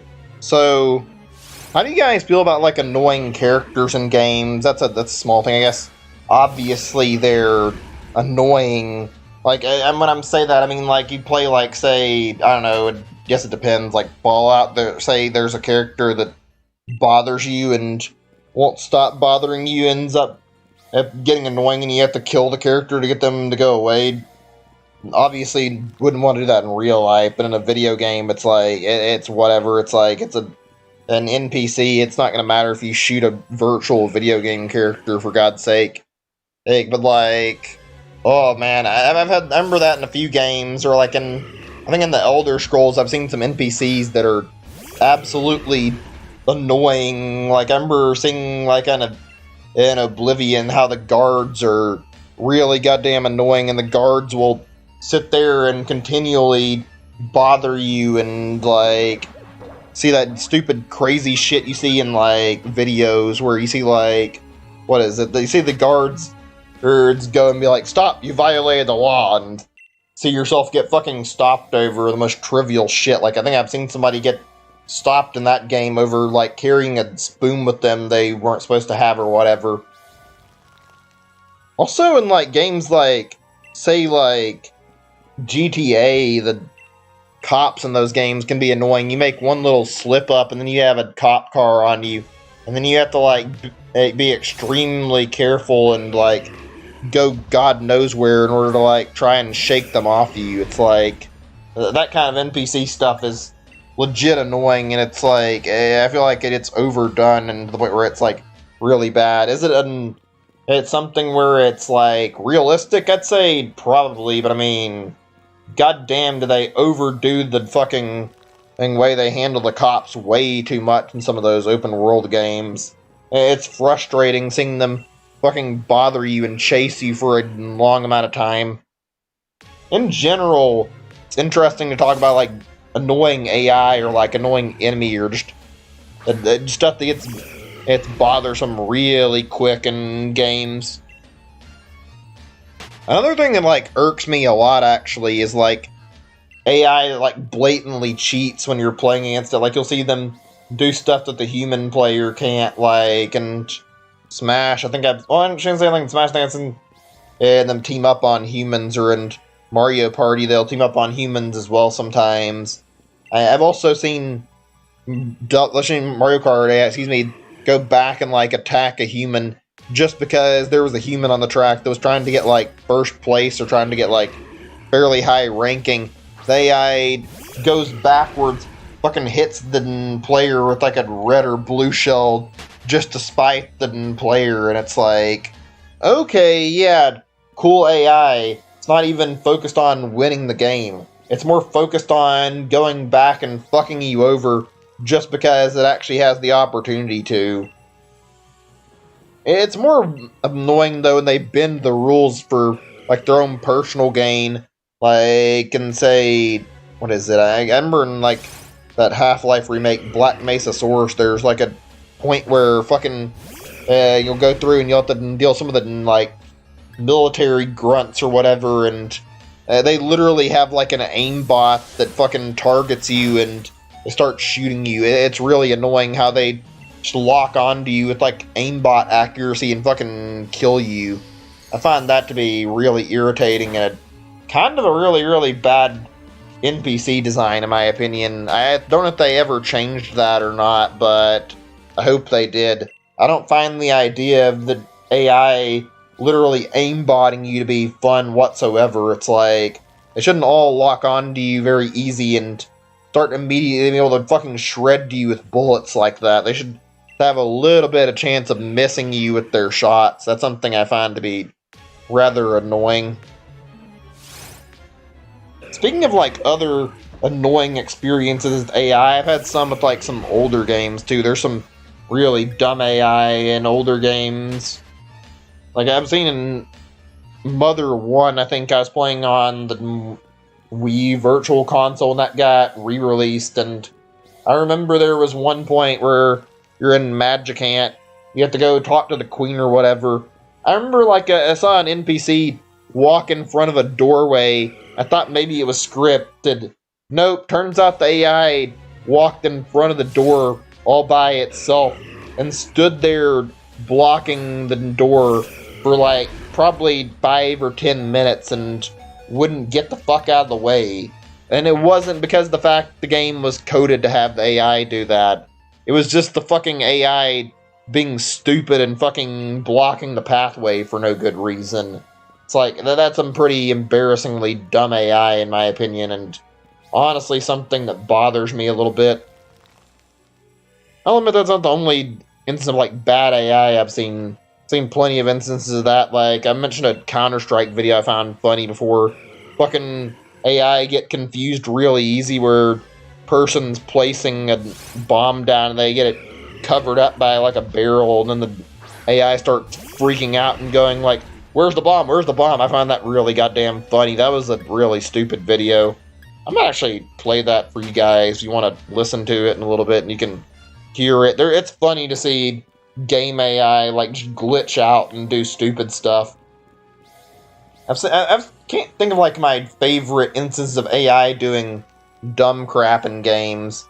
I remember fucking like Brawl, there was like a few stages where if you're careful, get the AI to get stuck in a loop doing dumb crap, and you could even have it like, I saw like one stage where you could have the AI start jumping up and down and just like jumping around on a level, not actually doing anything important, wasting time for no good reason. That was a weird thing to see as a glitch and very, very bizarre to watch. I think it happened mostly on the Pikmin like stage more than anything. Okay, I'm gonna look this clip up. I think this will be a good one for you guys.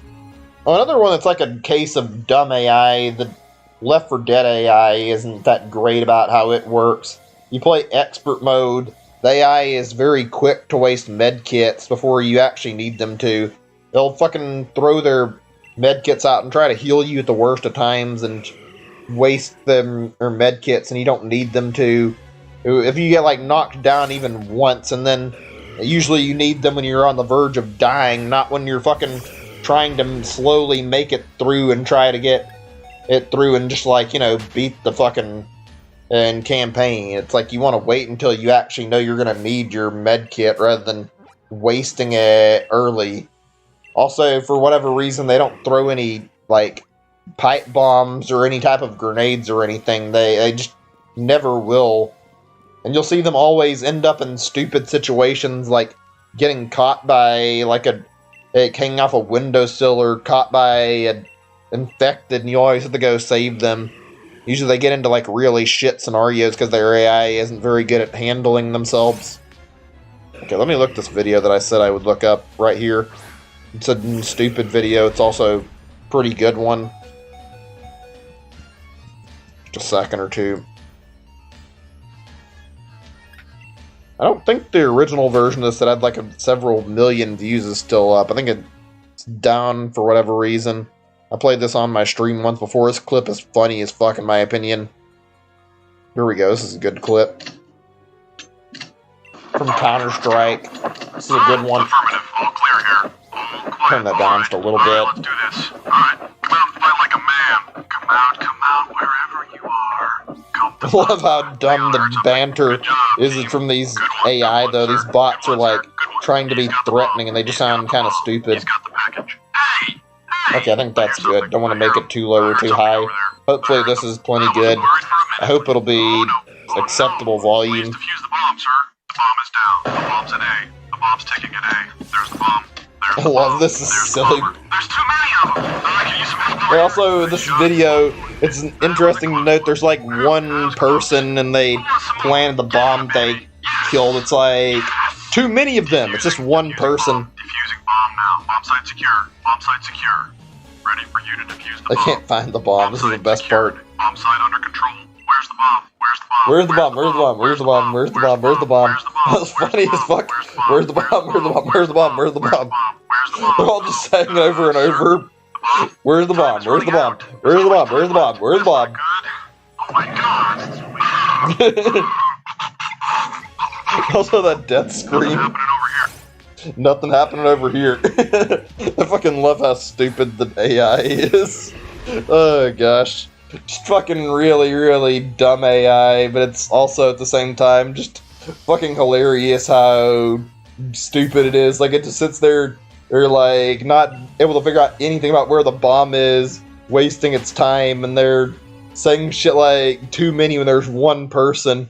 Oh yeah, we're defusing the bomb. Wait, where's the bomb? Where's the bomb? Where's the bomb? Where's the bomb? I found that fucking hilarious. Good shit. Fuck, that video always cracks me up. Let me see if I can find the other video I was thinking of really quickly. The really stupid one that I was thinking of, and it's a Left 4 Dead video. This is a really, really good one. I'll look and see if I can find it while I'm doing this. It's definitely funny if I can locate it. Let me see. Yeah, okay, let me try searching this. Give me a second or two. See what we can do with this. I won't be talking for a second or two because I want to look this up, though. I do find it to be fun to see all the stupid stuff like this.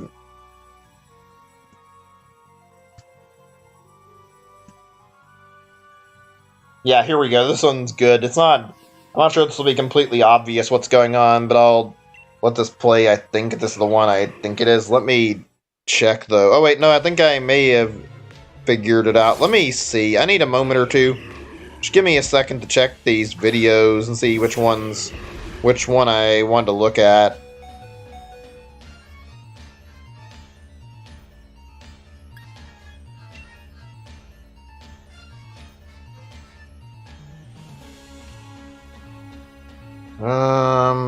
Don't see it yet. Just give me a second.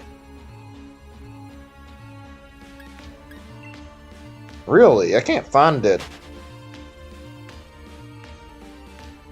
Okay, give me 2 seconds. I want to search something.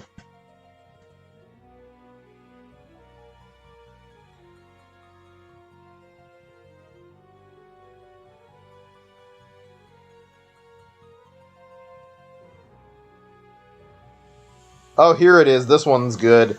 There's a lot. This is a channel I've been watching. I've watched it more in recent years. This is a goofy channel. I don't know if you guys seen anything like this. Is a channel where it's like I think the person who owns it as a game dev, but they make some funny, really stupid videos that I found really, really worth checking out. Like, this is a channel I recommend watching. It's called Marfedamus Blackamus, I think, or something like that. It's just stupid. It's a game dev who runs it, I think. Put some effort into this.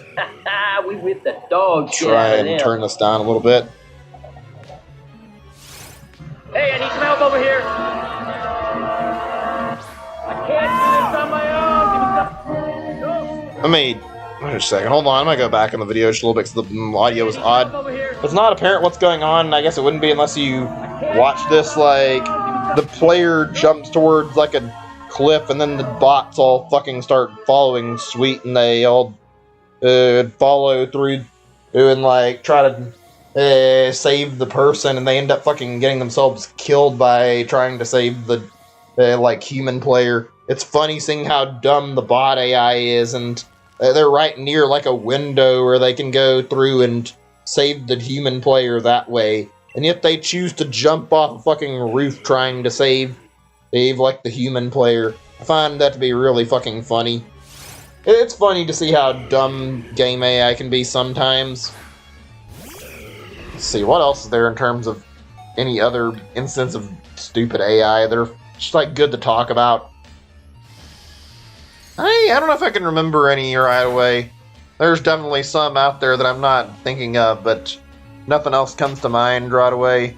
It's fun to talk about stuff like that and talk about, like, say, really dumb video game AI and see what all it does.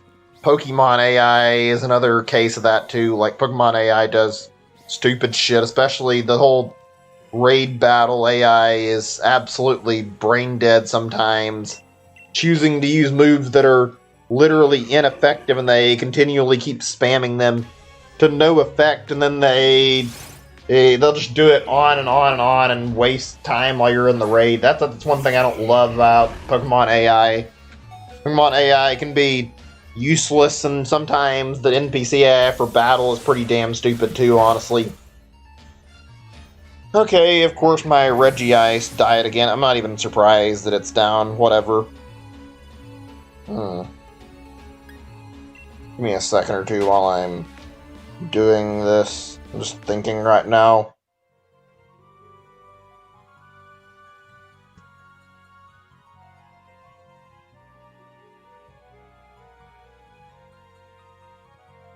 Okay, so here's something we can talk about for a little bit. Whether or not it'll be worth talking about or anything too good, up to you guys. Just another topic to talk about. I think I brought it up a little bit, but I mean, I'll talk about it again. It's on another stream, I think, recently, but I want to talk about this for just a little bit, not too long. How do you guys feel about, like, aiming in FPS? You guys like to play on console? You play on PC? I'm curious. I play most of my... I used to play on PC a lot. I now play a lot on... I play a lot of my stuff on... Yeah, I played... Excuse me. I can't get my words completely out there. I meant to say, yeah, I played a lot on PC a long time ago. Now I do most of my stuff on console as opposed to doing it on PC. I found that I generally aim better when I'm playing on, like, stick as opposed to a keyboard. I can get the sensitivity settings for, like, a dual stick setup to work a lot easier than I can for using PC, so I'll just stick with playing them on console. Do I like to use PC and use mouse? Sure, but I mean, if I have, like, trouble getting my mouse sensitivity set right, then it's not really worth it in my opinion. I still like it though, and I find that it works out pretty decently. Let's see, if I'm being honest, yeah, I think I prefer a controller. Also, Switch in general, oh my god, gyros and FPS aiming are fantastic. I love gyro aiming. I feel like gyro aiming may have been one of the best things to grace, like, shooter games in terms of control schemes. I feel like that's definitely the way of the future for FPS. It may not be something everybody's interested in using, and that's fine, but it makes aiming on a controller even easier than it already is. I enjoy that quite a bit. And it also gives you, like, that extra bit of precision. I feel like I wouldn't have played a lot of my favorite shooter games that I played had I not had the option to use gyro controls, because like I said, I've had issues with mouse on keyboard, mouse and keyboard on PC sometimes. I remember I got Doom on my Switch because I was having trouble running it on my PC, and don't regret it. It was a pretty good time. I got a lot of time out of the multiplayer. Didn't enjoy the single player as much as like most people seem to, but I still found it pretty enjoyable. I might have to replay that at some time on my own. I played it through streams, and replaying it, maybe I'll enjoy it more playing it by myself. Also, I haven't played Doom Eternal yet. I probably should have picked it up already. I don't think the Switch version is any better than the like other versions, though. I think I'd probably be better off buying it on PC than Switch, because it's on sale alongside other games on other platforms more than just on Switch, so yeah. Plus, the Switch version is less graphically impressive. It doesn't have the DLC, and I'm assuming they're going to probably charge us for the DLC instead of releasing it free, despite the fact we had to wait so long for it, and I don't know how well it runs either. I'd rather just not bother and probably pick up a PC version at some point. I think I can run it. I had trouble with the original Doom 2016. That was on another laptop, actually. That's another topic that's interesting for discussion for a little bit, is like talking about computers and computer games and how good your computers are and like how easy it is to run certain games, in my opinion. I don't play too many PC games anymore. I used to be big on picking up a lot of PC games, and I used to pick them up all the time, but over the recent years, I've kind of started leaning towards not playing PC as much. I don't know, something about it, I just haven't had the urge to go back to it. I don't know why. Not really a big deal. What do you guys like more when I was talking about aiming? You guys prefer console, or do you guys like to play on PC? I think it just depends on the game for me. There's a lot of cases where I'd say I probably prefer playing with gyro shooting, though, over playing with the mouse, in my opinion. Just because I've gotten used to it. Splatoon kind of got me hooked on the idea of gyro aiming. I think when I played that in Splatoon 1, it really made it apparent how good it was.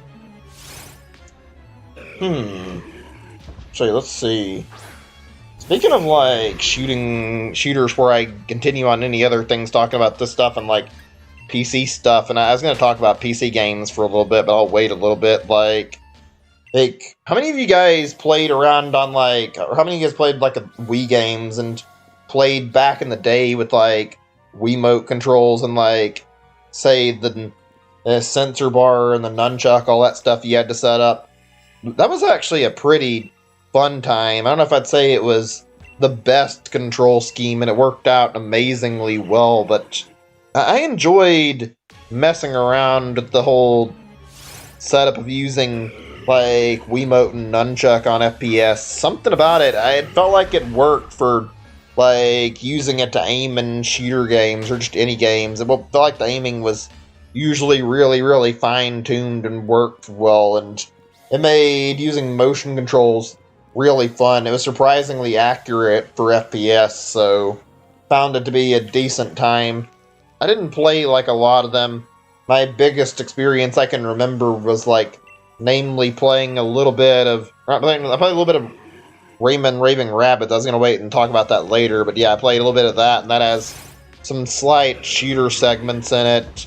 And then I played also like Metroid Prime stuff, and I'm trying to think if there were like any actual like shooters that had like actual proper guns in them that I played, and I'm not really thinking of any that I can remember that I had any in them.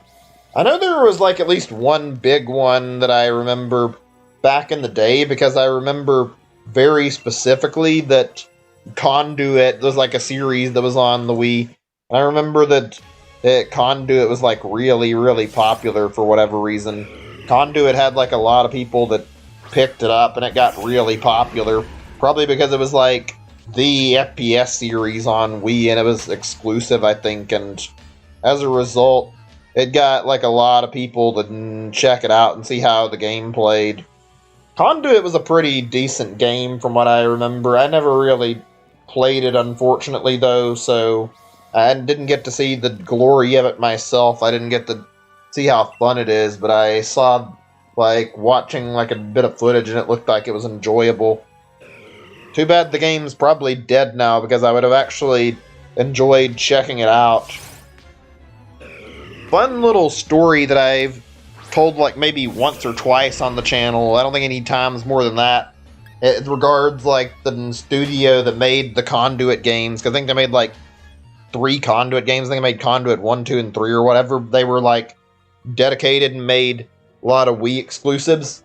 Apparently, Nintendo, like, got in contact with the team who made these games for making, like, what they originally had for, like, an idea for Splatoon. They had, like, a different game idea, and they were trying to work around it, and they asked this studio to work with them on this game project, and they started on a very, very interesting project that unfortunately ended up getting canceled because of the fact that somebody in the company, like, leaked the project, and as a result, Nintendo basically asked them to find the person who'd leaked info and then fire them from the company. Nobody came forward, though, and then they ended up like, losing the contract. Nobody would say anything, and the company didn't want to fire anybody, so they didn't end up doing anything, which it makes it really tragic, because this was like a game with a lot of potential that ended up getting canned over one person deciding to leak details. The game was supposedly like a single-player focused game, and not really quite the same as what you would expect out of Splatoon. It wasn't bad, but it was like single-player. Apparently the game had a focus on robots, and basically it was like you went around and you used apparently water guns, I think, and you would like attack them with water guns. Like, there were all sorts of robots and all sorts of robots and different types of guns in the game, and it was all focused on this concept of water guns and robots. And I don't think there was like any footage of it. There was concept art, and by the looks of it, like how much they designed of it, it looked really, really cool. And really, really interesting. And honestly, I kind of wish we could have seen what the game looked like and actually had a proper release of it. Assuming it actually got out of like the planning phase and they actually worked on the like actual development of the game some. Like it seemed like a genuinely cool game concept. I do wonder when I stop to think about that kind of thing, and makes you wonder about other things like if this actually happened, would Splatoon have not ever happened and we wouldn't have got like Nintendo's big shooter franchise they made for Wii U and then later got popular on the Switch? I'd have no idea, obviously, and I feel like most people would probably agree with me because, like, how would you know? Not really any way to base it off of anything. All we can do is base it off of speculation. But I genuinely think that, yeah, we may have not seen Splatoon. So I guess it would be a bit of a weird trade-off. Maybe it would have been, we've still got both games, but I would have liked to have seen this game. Too bad there's not any way we can do anything about that. I bet it would have been a very, very interesting concept. I swear, one thing when you like look through Nintendo's like stuff, you can find some absolutely incredible designs for like scrapped games that they have that they never released. Stuff they had worked on that just didn't make it to the light of day. And it's all like usually really cool ideas that make a lot of sense and just didn't go anywhere. Like I remember, I think I found this like recently. I think I remember, I don't know if it was Retro or who, but there's some stuff like game ideas that were found, and I think it was Retro. Yeah, like they found scrapped game concepts. One of them was like for like a Zelda type game, and they made something where it was like you played as like I think a Sheikah actually, and you were playing in like Hyrule. I think it was like one of the Downfall timelines or something, like after Link had died. Like I think it was meant to be like something to possibly like fill in the gap of like Wind Waker and Ocarina of Time. It was really, really interesting. I think it was like supposed to be a stealth game where you went around trying to explore and complete missions, and it had like some interesting sounding combat to it. I forget what kind of game it was compared to, but I think one of the examples was like supposed to be like similar to how Thief played. It looked like it was really, really neat by the concept art that people posted online as well. I kind of wish I could have seen what they were working on for it.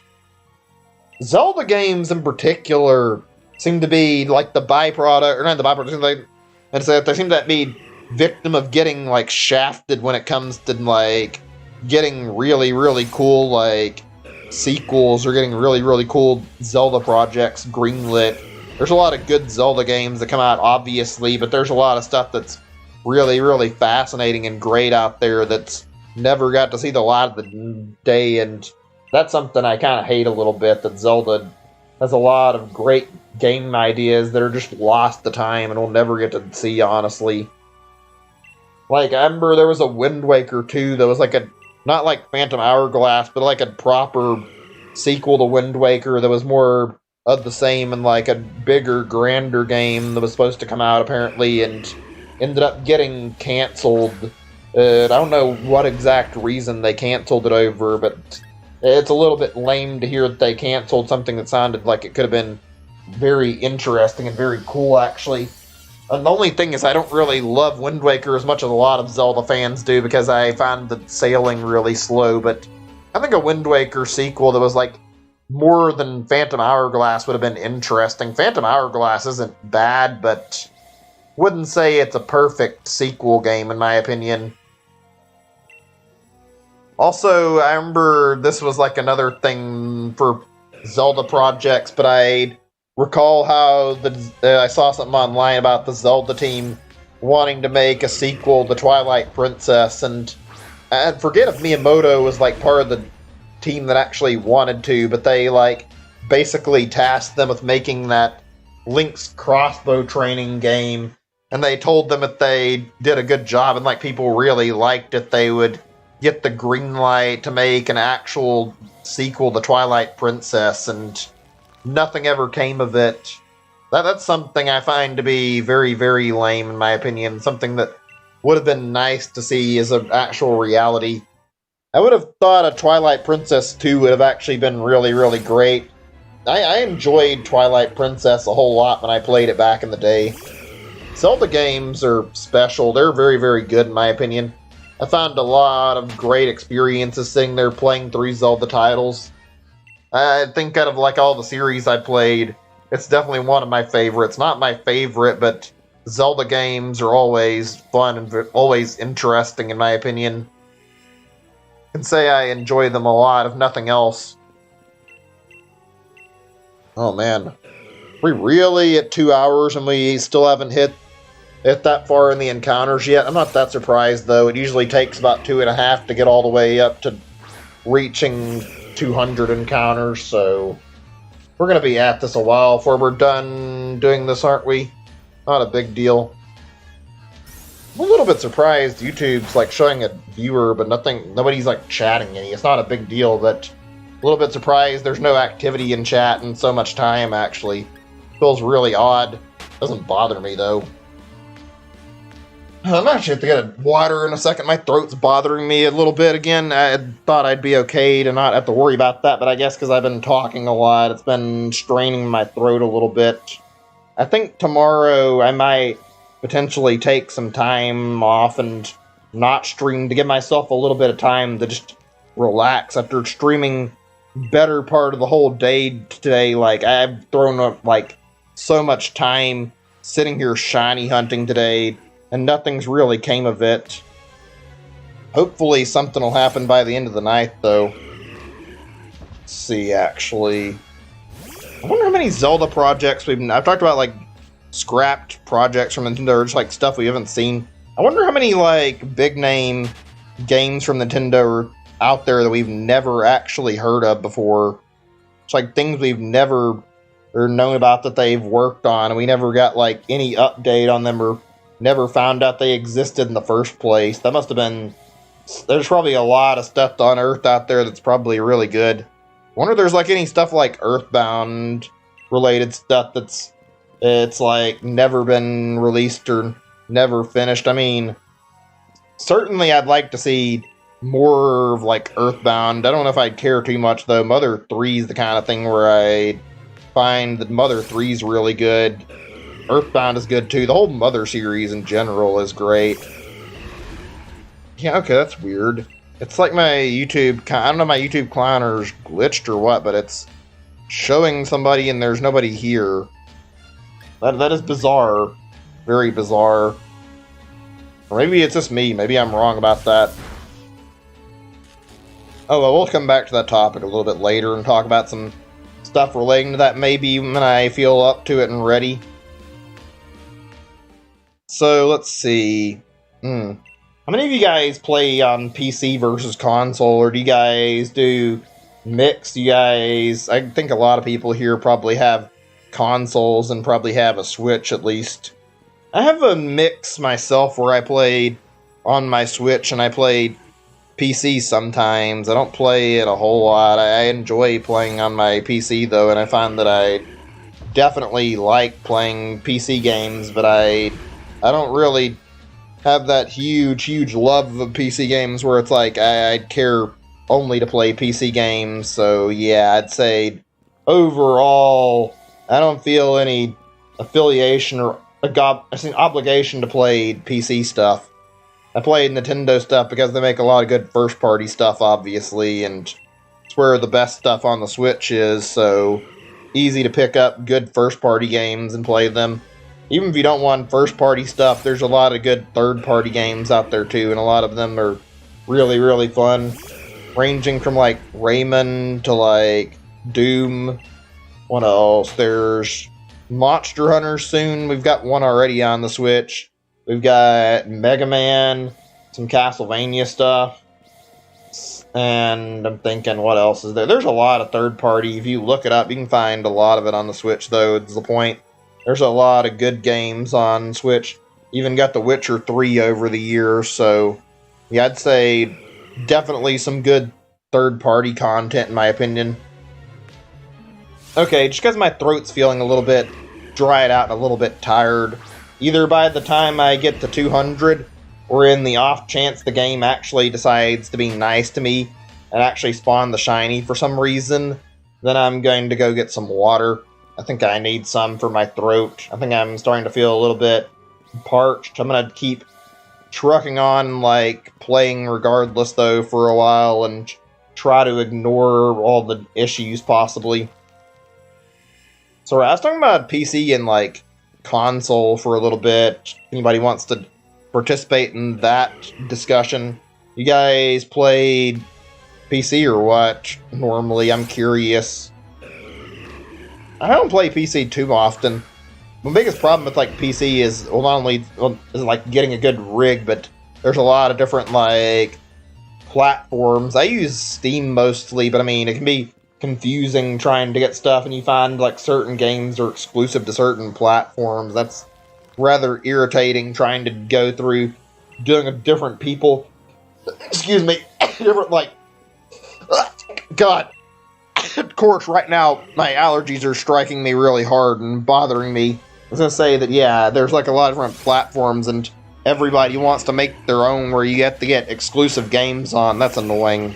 Like, Epic Game Store encourages everybody to fucking come on and try to buy shit off the Epic Game Store because they make so many exclusive deals, which I do not enjoy, and I find that's annoying, and I don't like how they're taking away competition just by buying out like games to release on Epic Store rather than actually making it more interesting and better service like how Steam is. It's like, I hate Epic Game Store overall just for that kind of crap. I don't bother to care about it too much, but it definitely doesn't feel good seeing that kind of crap going on. Throat's acting up. I'm sorry, like I said, my throat feels absolutely fucking terrible and fucking ragged right now, so I'm gonna try to tone down the talking a little bit more, and I might actually have a BRB screen up when I go to get some water and spend like 10 minutes or something trying to get my throat feeling better, try to get the feeling of my throat being dried out a little bit gone, and try to hopefully keep playing without feeling like I'm being stuck with throat problems and not able to talk while I'm playing very well. Ugh. What a horrible way for the night to go down where my throat's bothering me, though. I'm having trouble not getting a shiny either. It feels like this fucking entire night is absolutely causing me nothing but grief. I'm trying my best to get the shiny, though. Do you guys like build your own computers? I'm curious. Anybody, or you guys have like older computers? You get powerful, like computers, like a powerful laptop or a powerful desktop. I've thought of building one. I don't know if I'd ever want to. I'm curious about that. That's the only thing I don't like about PC gaming that I hear people try to discount as like not a big deal. But I will say that's an obstacle I don't like that I find about PC gaming that I don't think I have to worry about when it comes to like console gaming. You don't have to buy new parts. You don't have to swap anything out. You don't have to think about that stuff. You just sit there and play your games and enjoy them. You don't have to mess with anything on console games. Whereas with PC, if you need to upgrade, yeah, you gotta take stuff apart and upgrade it. And most laptops, I think, aren't upgradable. I think most laptops are just like set up where you have to leave the parts where they are, and you can't actually place in like a new CPU or anything like that. You can't put in like a new graphics card, which is unfortunate. At least that's what I hear. I think some laptops are built for customization where you can actually replace parts without too much trouble, but most laptops I hear about are not meant to be customized any. You can't really do anything about them.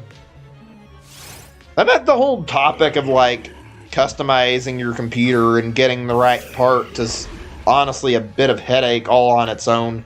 You have to know what the hell you're doing when you're price searching for parts on websites or whatever.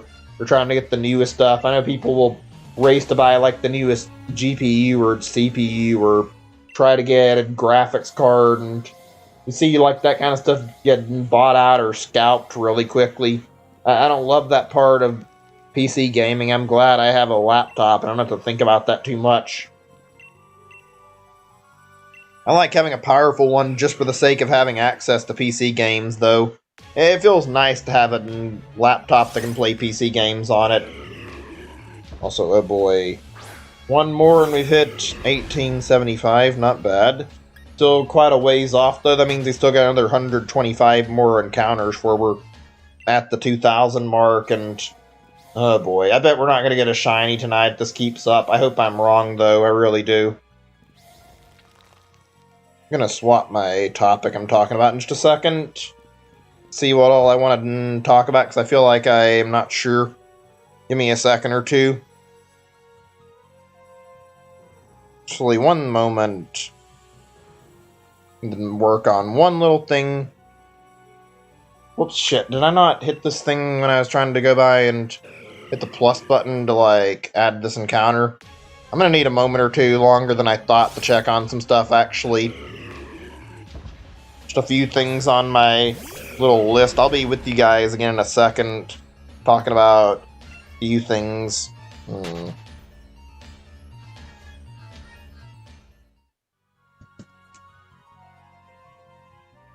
Give me a second or two, though.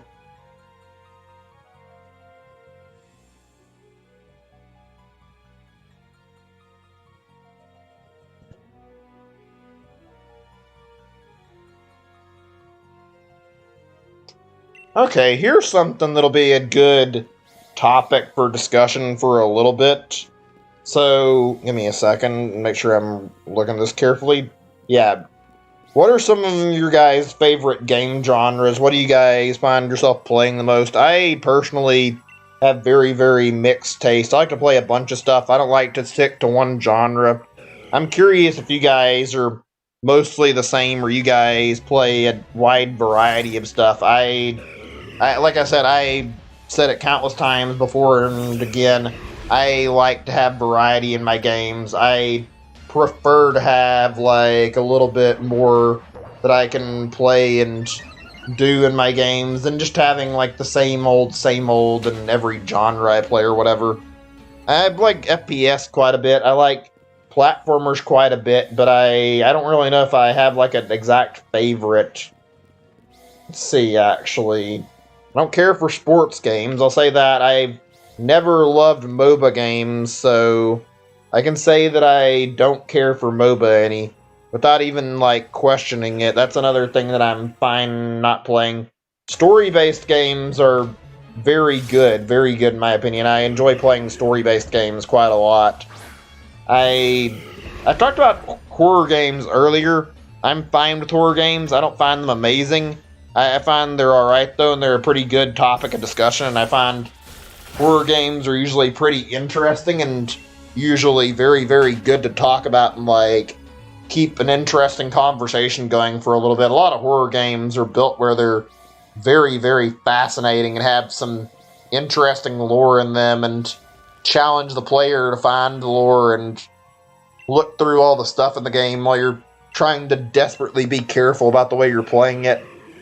Story-heavy stuff's always been something I like a lot for whatever reason. Also, RPGs are something I really enjoy.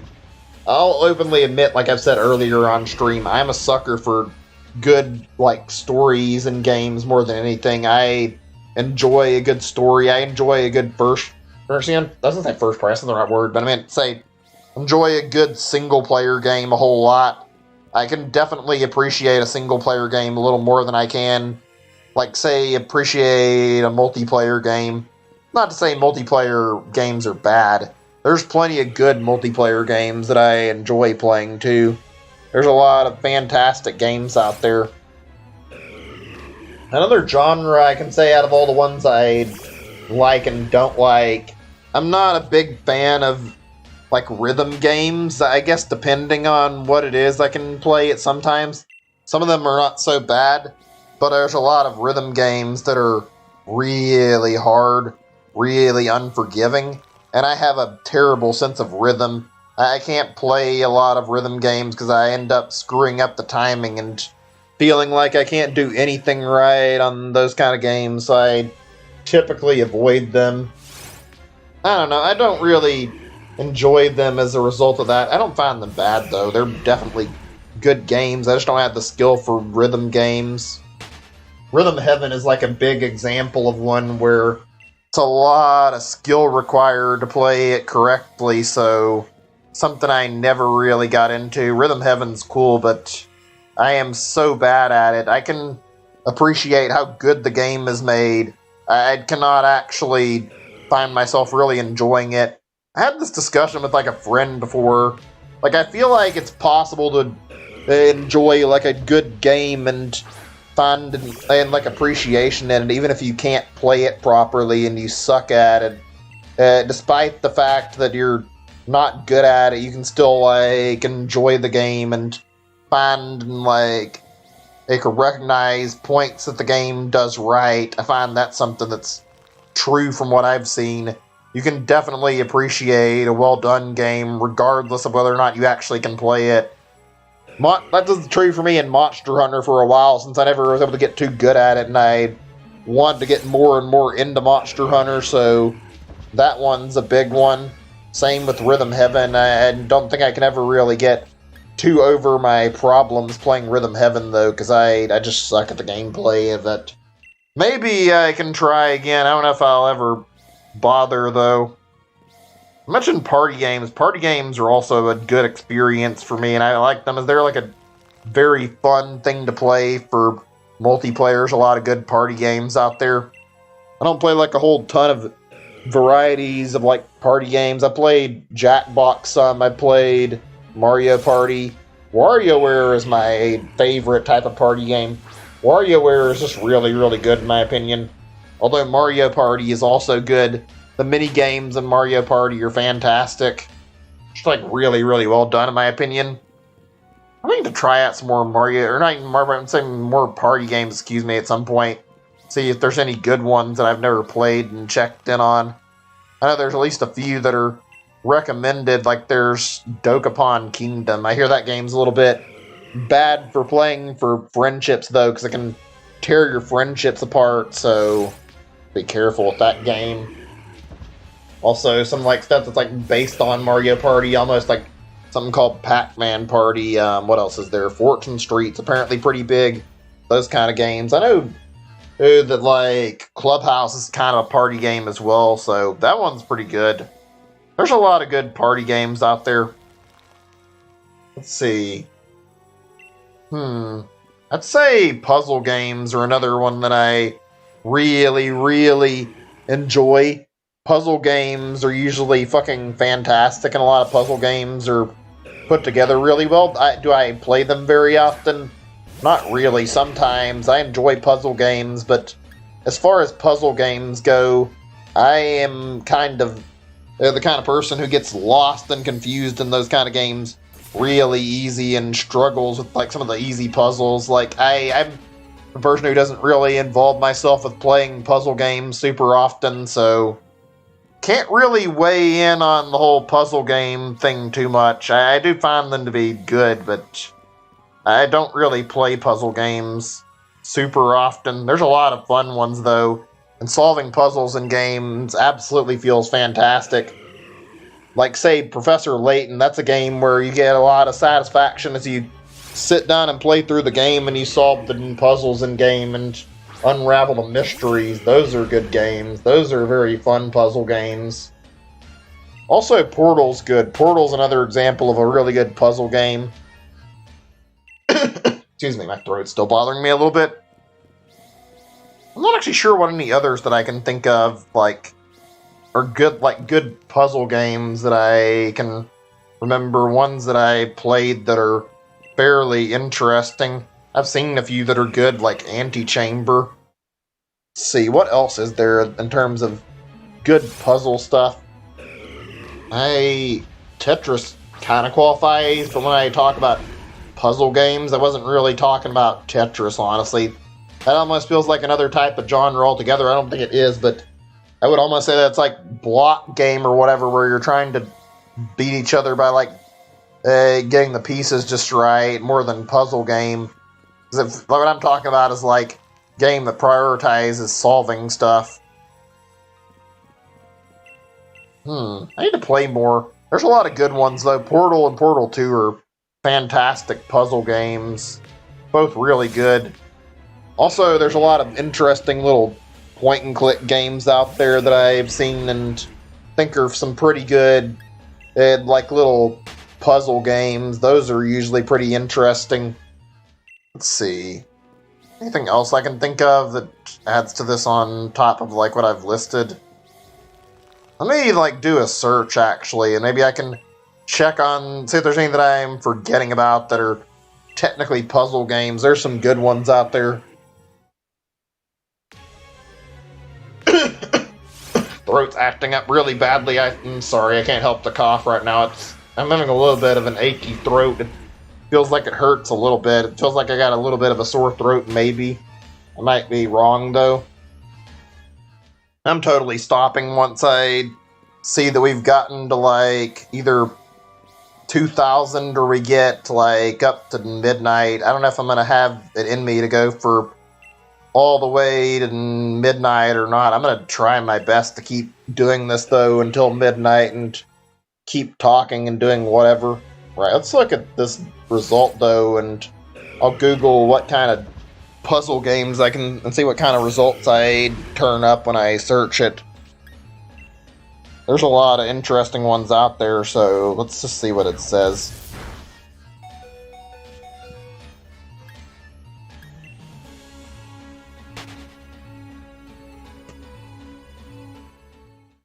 Of course, when I look this up, I see mostly fucking real life stuff, not video game puzzle games like I want to find. Which is not something I am interested in, so that's not what I'm trying to look up.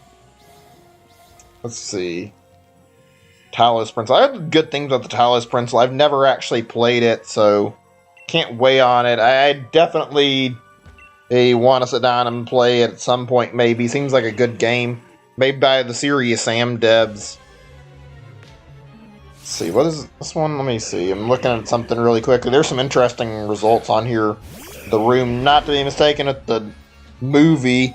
I think I've seen a little bit of that one. Interesting, not really. I haven't seen you have to really make any comments on what it's like, though. And it even has fucking Minesweeper listed on here, which is really interesting. They'd put Minesweeper as a puzzle game. I guess it kind of fits that description, though. I don't think I've ever properly won a game of Minesweeper. I might be wrong. I don't remember ever winning a Minesweeper round, though. It's not like it's super easy. It's actually kind of challenging to get used to playing Minesweeper and trying to play carefully. It can be really easy to fuck up and not win any rounds at all. Minesweeper's good, but I mean, it's definitely hard. Let's see. Myst is popular. I forgot about Myst. I've never played it. Seems like a good game. It's an older game, and it's something that's very, very big in terms of popularity. There's also Braid on this list, which I not played much of. I got it on like an indie bundle, and I played a little bit of it, but I don't know like much about Braid, and I've only played like so much. I couldn't get too into it, but I might play it and get into it and try to understand it more at some point. Let's see. World of Goo. I know about World of Goo. World of Goo is pretty interesting. Baba is You on here, and I've heard good things about Baba is You, so I will say that one is something I've heard a lot about that's pretty good. Also, something here called Tower of Hanoi. I don't know how you say that or whatever. I know that's like an actual video game, or that's just like a little real-life puzzle thing you can do or whatever. Fez is on here as well. I hear Fez is good, so maybe one day. I hear the dev of Fez was kind of a jerk, though, so makes me a little less interested in seeing what it was like, knowing the dev was kind of an asshole to people and got really uptight about people like criticizing his game. See, I'm gonna look and see if I can find like any more interesting ones on this list that I haven't mentioned yet. Return of the Obra Dinn is one that I hear about a few times. That's on here too, apparently. I want to play that. That one seems like it's good. Saw it advertised on a Nintendo thing, and also I've seen it like in some other stuff before. Looks like a really, really interesting, like, kind of murder mystery game. Very, very interesting little experience. Good game from what I remember.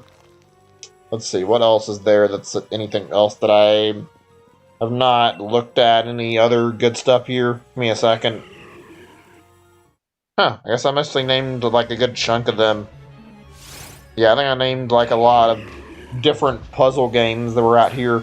Last results I see are some crappy looking mobile games, and I don't really care about those, so not going to bother bringing the mobile games up in this discussion. Don't feel like there's really any point to it, so might as well not bother as well as I see it. Not a big deal, just eh. Oh boy.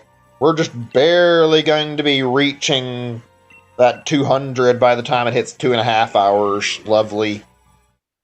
I'm going to take a little break for 10 minutes, maybe 15 minutes. I'll have my mic off and I'll be doing some more encounters. Shit, did I add an extra one? I think it's only at 1896, but like, yeah, I'm going to take a little break when I get to 200 and take some time to drink some water for 10 or 15 minutes, and maybe talking less will make my throat feel a little better, because it does feel like it's bothering me a little bit. I feel like a tiny bit of ache in my throat, and I'm worried that maybe getting a sore throat. I didn't sleep a whole lot like lately, so might be that I'm not feeling great, and that might be possibly contributing to a sore throat. So yeah, I'm gonna try and take it easy and try not to impress myself for like, I'm gonna do 15 minutes just to give my throat some time to feel like maybe it'll start feeling better and healing. I think 15 minutes will be plenty, and then by the time I'm done, I'll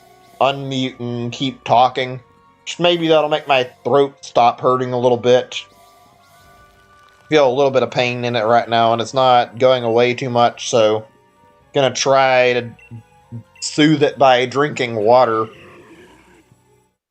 Hopefully my plan will work.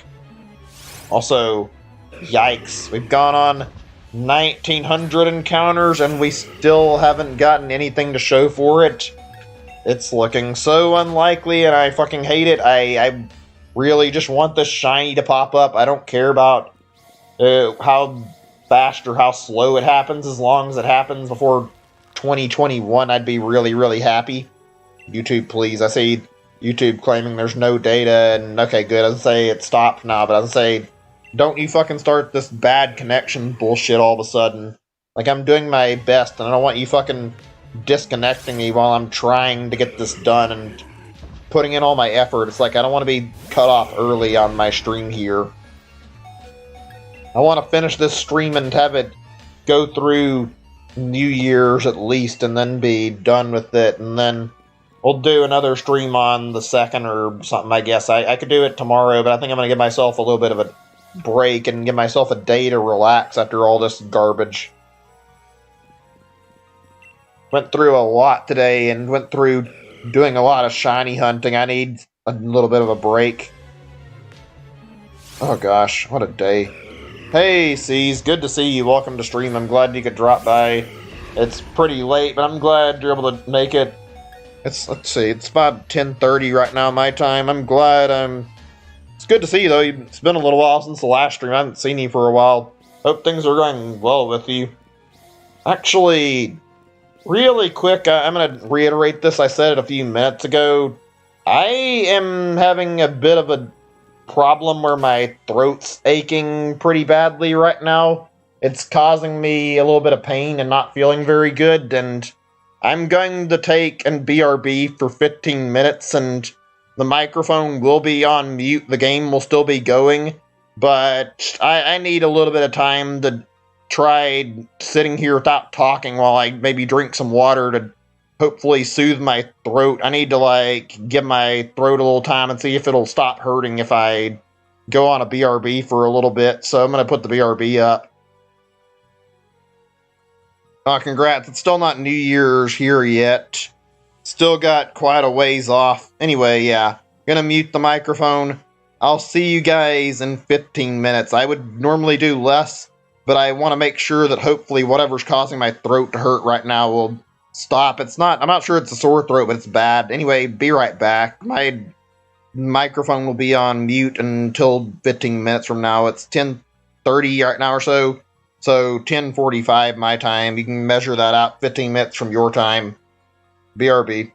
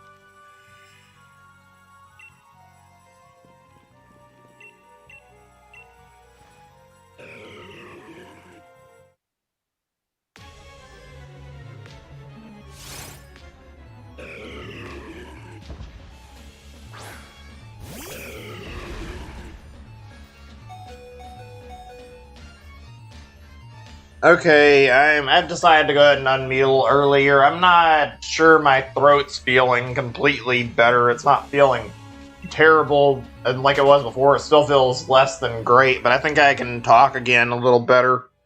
I think part of it's the fact that I've spent like probably close to, let's see, I played like 6 hours earlier or so, and I played already like, let's see, what's it say? Roughly 2.5 hours. I think I did like 3 or 4 on another stream recently, so I've been really pushing myself a lot in terms of streaming.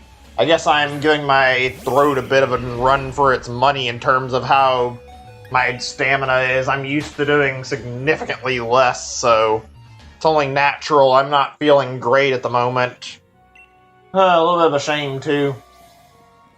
So I'm curious. It's not a big deal, but anything fun happen for New Year's for you guys? I mean, it's not New Year's yet for me. I've still got some time for New Year's hits, but I know in some areas there's like celebrations that go on for New Year's, and I mean, maybe a lot of places aren't doing them because of the coronavirus. I don't actually know. Like, I think this is a pretty common knowledge thing, but I know at least in terms of New York, I believe New York City tends to do something where they like, like a lot of people will like surround like I think they surround like the plaza and they like wait around the clock on the New Year, basically. I don't think I would want to do that if I lived in New York, frankly, but I know that's like a tradition that happens in New York. I'm trying to think if there's any others that I remember. I mean, obviously the easy one is that most people stay up until like New Year's happens, and I mean that's a pretty common tradition in like any place, really. I think most people do that. I know I do, anyway. Hey, welcome back. Good to see you again. Glad you could make it to the stream. I had 326 Pokemon caught for the Pokédex. That's cool. I'm frustrated right now. Guys, I hate saying this, but like, I'm starting to feel convinced that this, like December is just a fucking really cursed month for me in terms of shiny hunting. First, there was last year where I was trying to get Applin, and nothing came out of that. I got another shiny that I was wanting, but that was like something I didn't expect to take too long. I didn't know what to expect out of it in general, and Applin itself would not shine for me until way later. And now we're having a kind of repeat of this with Regice, and it's not gotten quite as bad yet, but it's definitely taking its sweet time, and it's looking like it's not going to happen until after New Year strikes, and I don't like how it's not something I can get this year. Like, it will not show up, and I'm putting in tons of hours sitting here wasting time on it. It's like, I hate how most of my shiny hunts I put in on December end up with, like, the shinies going significantly past when I would like them to. It bothers me a little bit. Regidrago took longer than I wanted it to as well, but it wasn't too bad since I still got it in December. Ugh. Can't believe 2020 is over. There's still a few places where 2020's still around. I mean, I wish it was over, but I mean, at the same time, I also am, like, extremely determined to have this thing show up shiny and be my last shiny this year. I don't care if I have to get it at 11:59. I want this thing to hopefully pop up 2020, and I want to catch it. So at this point, I'm like so desperate for this thing to fucking pop up before the year's actually over that I'm actually contemplating that if it doesn't, if it shows up like before 12 and it's not like earlier than 11, if it's like after 11, I might actually just fucking Master Ball it so I can definitely have it caught in 2020 without actually fucking worrying about it. That way there's no chance this thing can fight me and potentially end up wasting time until after 2020 is past. I mean, I'd be worried if I wasn't using the Master Ball that it might kill itself too, but hopefully we don't end up worrying about that in the first place. Oh man, I am glad the year's about over though. This year has fucking sucked ass. 2020 has been awful. literally just one of the worst years for everybody. The virus has made everyday life so much worse on everybody. Let's see here. What's everyone's, like, games everyone's looking forward to picking up in 2021 anyway? I'm curious. I'm not sure what all I want. Monster Hunter Rise and Balan Wonderland are like the two things that come to mind for me for games I'm looking forward to getting next year, though. Stuff that I really want. What my reaction is than shiny the next encounter? I mean, I'd be happy. That's pretty much all there is to it. I mean, I don't expect it's going to happen. If it was that easy and that simple on me, then I'm sure we would have already got this shiny by this point. This game loves to be very, very fickle with RNG, though, and I've noticed a trend, at least in my game, when it comes to shiny hunting. I don't know if it's very common for many people, but this game tends to fucking wait until you're goddamn completely just, like, deprived of all hope, and you're already at the point where you expect nothing will happen, and then it waits until that point to fucking drop the shiny on you. It's never when you actually want it, or when you're expecting that, like, yeah, I'm gonna put in a lot of effort today and it's going to happen. It's like, sure, you want it to happen at those points, but the game intentionally just fucking spikes you and doesn't give you the shiny at that point. And it ends up being a little bit miserable when you actually get it sometimes, because you had to wait so long. New Pokemon on Snap and Pearl on what?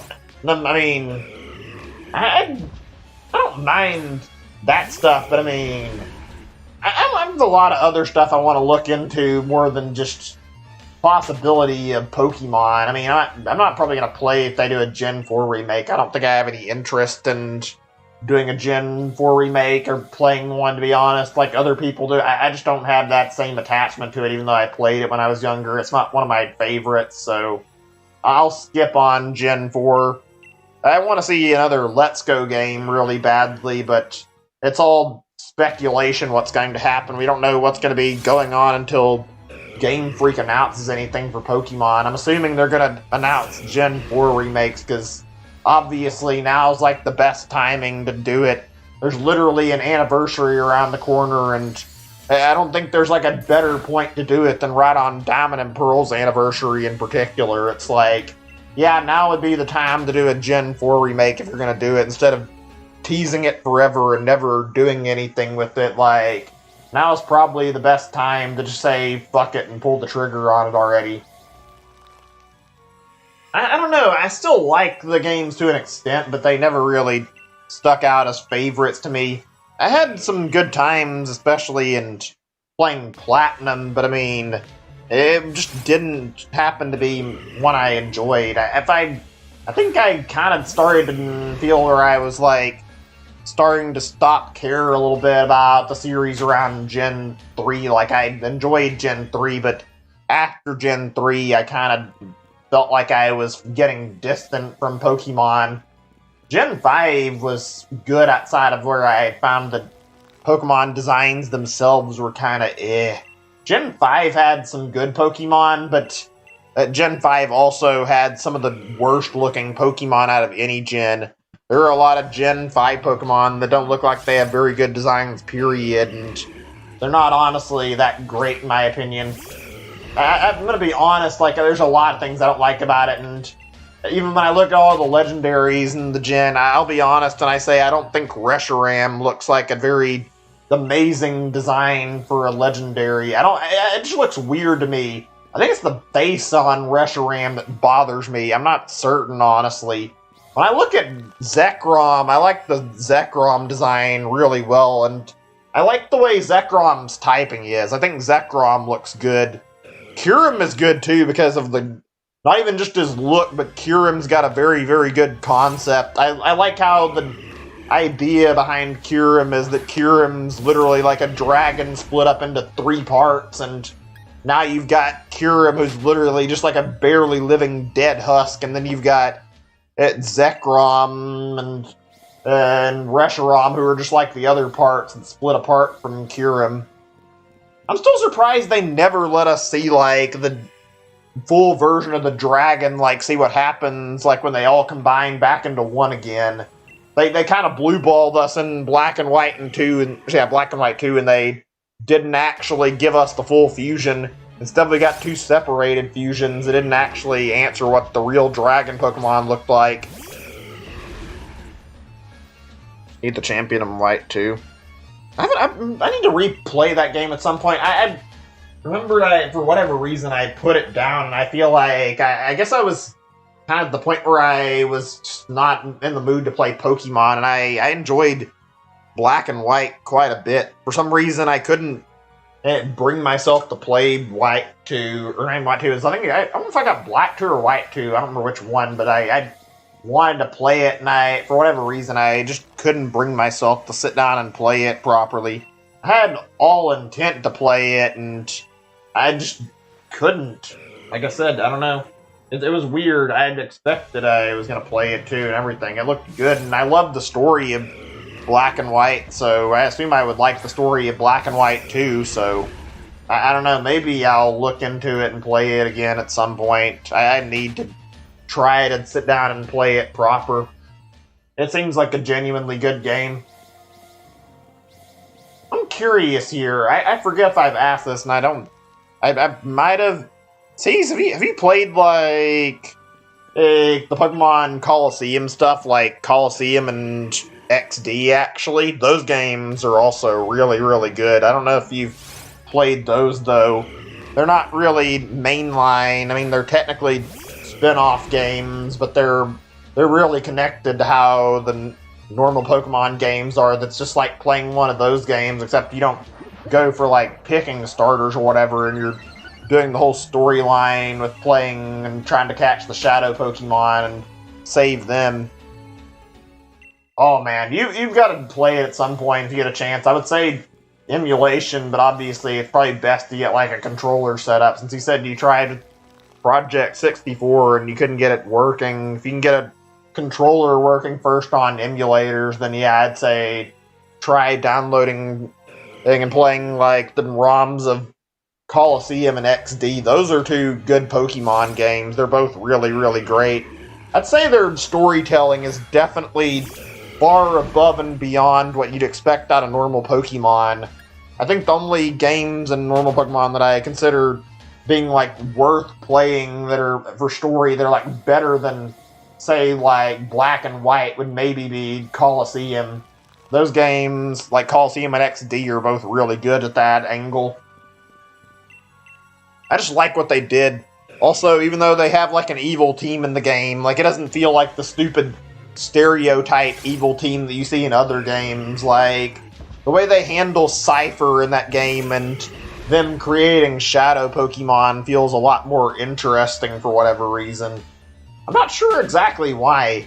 I think it's just the theme is, like, that much darker and it makes it that much more interesting. It's a very, very creepy concept, too. They're taking Pokemon and they're, like, basically closing off their heart through making them into shadow Pokemon. Like, the whole way everything works out, it's like...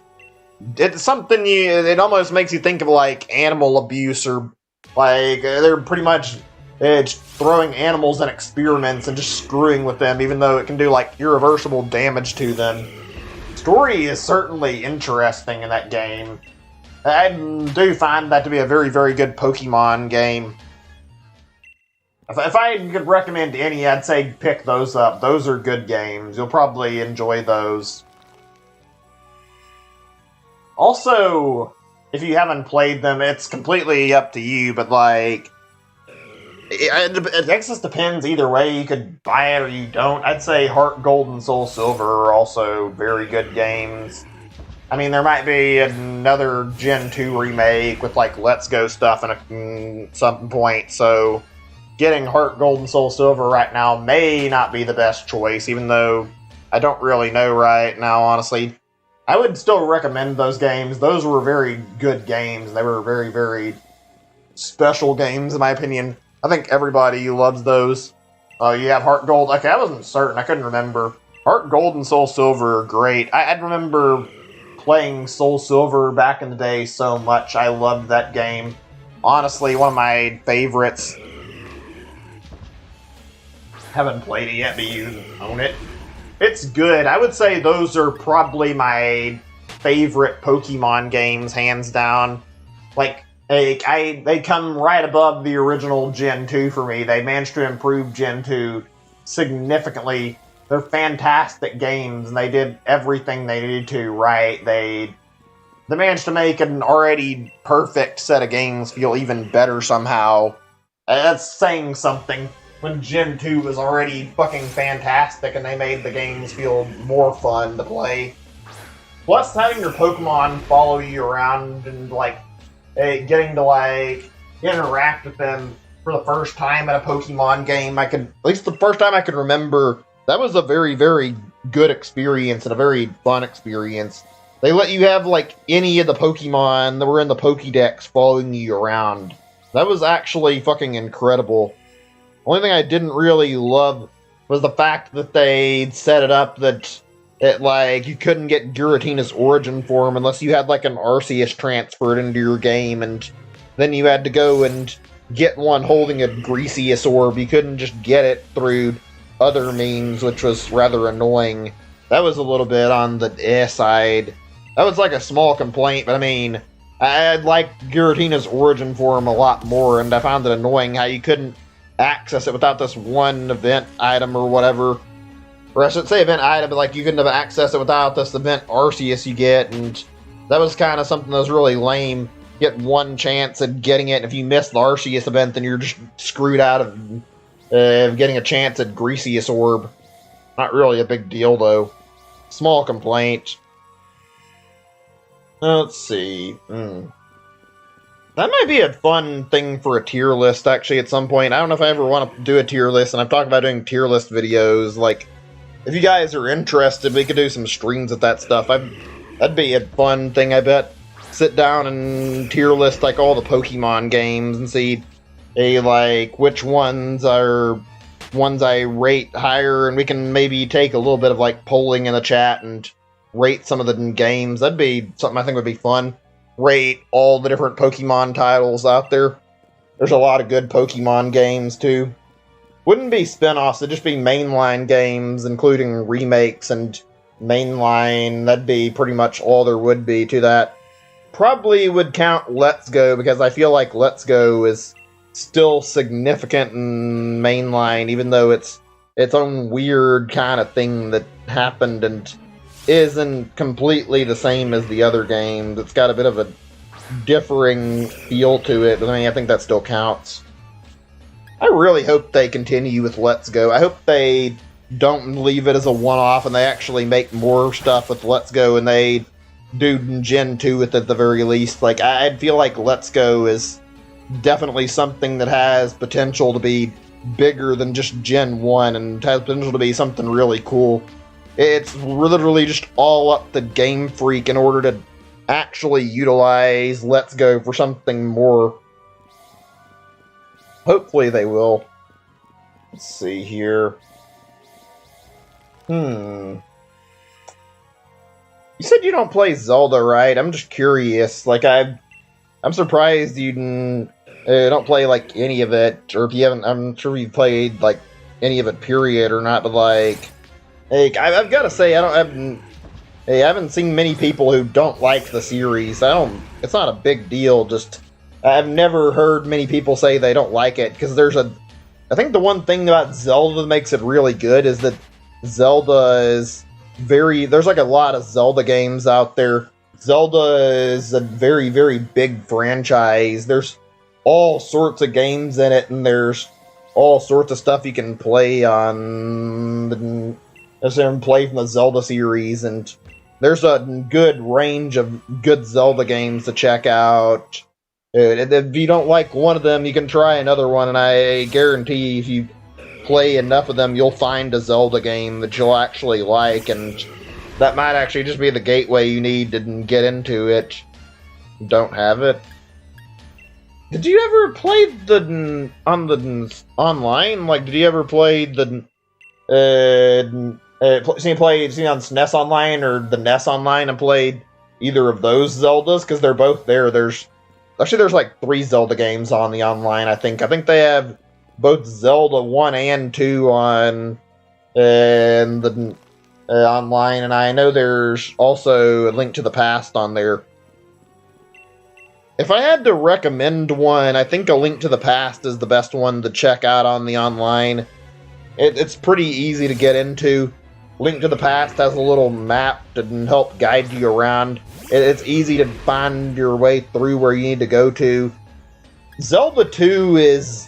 If you played Zelda 2, then I would not base your experiences playing Zelda off of Zelda 2.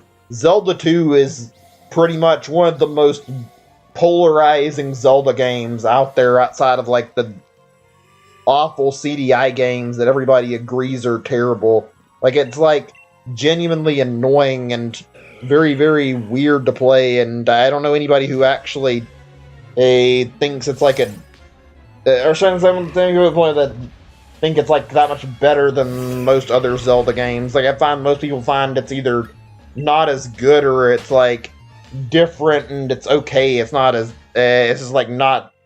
It's a different type of Zelda, I guess. I'm not sure how to word it. I don't see many people talking about it like it's one of the better Zelda games, and it's not one I would say is good. Okay, I can probably figure this out if I can figure out which game you're talking about. So were you playing on the NES app or the SNES app for starters? That can narrow it down which game you're talking about if you remember which one you played on. There's only one game on the SNES app and there's 2 of them on the NES app. I can definitely say if you were playing on the SNES app, you were playing A Link to the Past, and if you were playing on the NES app, that's where things are a little confusing, but it's not too bad to figure it out, actually. And if it's Zelda 2, then I'd honestly say try to forget that you played it and not even think about it. If you really want to look into trying it and maybe seeing if you can play it at some point, I'd say that's something you can play later. Don't remember? Do you remember, if you were playing through a game that was going on an overworld map, or do you remember going through a game that was a side-scroller? Because Zelda 2 is a side-scroller, whereas Zelda 1 and A Link to the Past are not side-scrolling games. A Link to the Past and Zelda 1 both have, big sprawling maps you go around and, can see where you, stab enemies with your sword and whatnot, and collect all the items. I'd say A Link to the Past is probably the better of, the Zelda games on the online service, actually. The one that actually is a little more user-friendly and easy to play. It's a very, very good game, in my opinion. Top view? I know, I think that means, yeah, you had the... And that, I bet you were playing Zelda 1. Oh, you probably picked one of the worst ones to start with, to be honest. It's a good game, but I'm going to be honest, if you were playing Zelda 1, which it sounds like, Zelda 1 does not give you, any direction. It does not handhold you any. Zelda 1 just fucking tosses you out on its overworld map, and then it expects you to figure out where to go through, playing through the game. There's literally no sense of direction where to go anywhere. It's literally just aimlessly wandering around the map trying to be careful about where you're going to. It sounds like you might have played that one, but I'm not actually sure. If you played that game, yeah, it's no wonder you couldn't get anywhere and you got confused. Zelda 1 is the kind of game where when you're playing it, you'll probably need a map to get used to where you're moving around to until you actually start to memorize how to play the game. There's literally no shame if you play that game and you have to take a map off of the internet and sit there and play it with a map open. I feel like that's fairly normal for people. I've heard people who played it back in the day and actually had to fucking map out the entire thing on their own because they got lost too easy and they couldn't figure out where they're going. I don't know for sure. Like I said, I can't know because I don't know enough to infer what game you're playing. If it was 8-bit, then yeah, it's definitely Zelda 1. And if it's not, then it was probably a Link to the Past. But judging by that, like, yeah, I'd say if you haven't already played A Link to the Past and you don't remember, or like, if you play that one and you can tell that you haven't played it, I would say stick with it and try to learn the controls in a little bit, because frankly, the overworld map in that game is really helpful. And also, A Link to the Past is a lot easier to play. You can get through A Link to the Past extremely easily compared to Zelda 1. It's a lot friendlier of a game and a lot simpler of a game to play. I think it's Zelda 1. Yeah, probably. You made the beginner's mistake of picking Zelda 1 as one of your first Zeldas you played, and unfortunately, even though Zelda 1 is a good game, and I'd say probably more people like Zelda 1 than Zelda 2, Zelda 1 is so fucking hard to get used to the first time you're playing it. It is way too confusing going anywhere, and it's way too easy to get lost in that game. It's only natural that somebody who's never played a Zelda game probably wouldn't click with Zelda 1 the first time they played it. Zelda 1 wouldn't exactly be the best game I would point somebody to for getting like a first experience with Zelda either. Zelda 1 is one of those games where it's very, very difficult to play, frankly.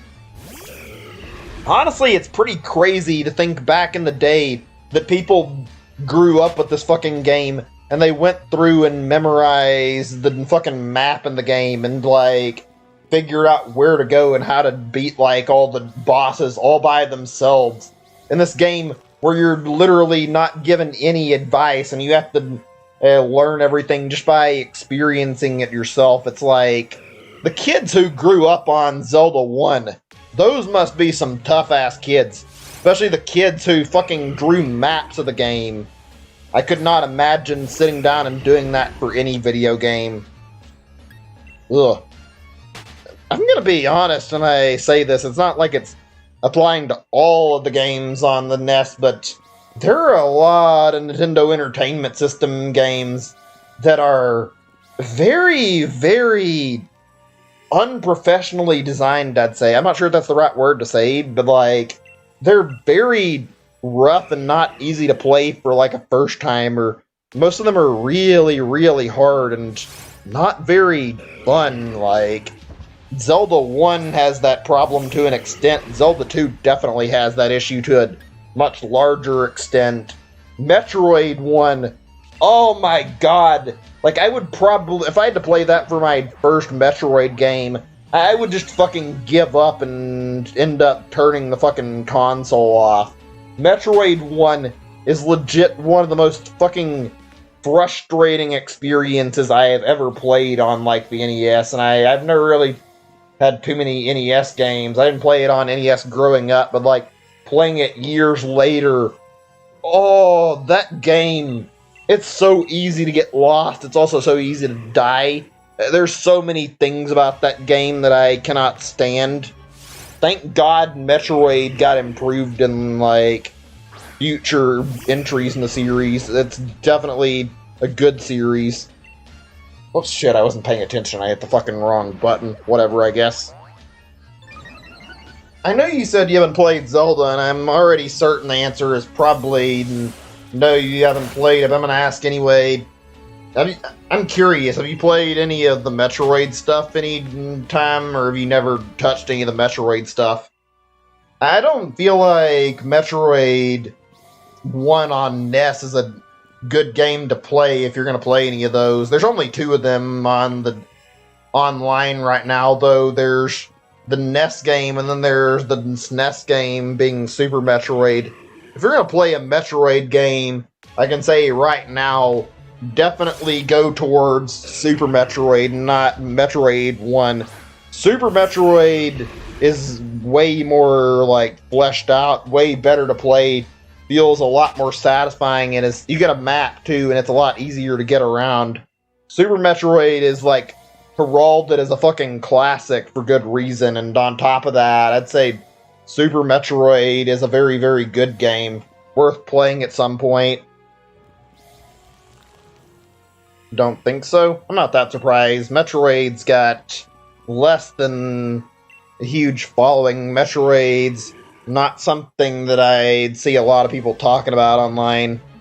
I will say you should play it at some point, but I mean, obviously it's not a big deal if you don't play it anytime soon, but like, yeah. I would say Metroid is easily one of the better Nintendo franchises out there, and Super Metroid is like an example of one of the all-time classic games on SNES. I hadn't even played it myself when I played it for the first time, and playing through it all the way, like, I could immediately see why people loved it and praised it for being the best Metroid game, and honestly one of the best SNES games too.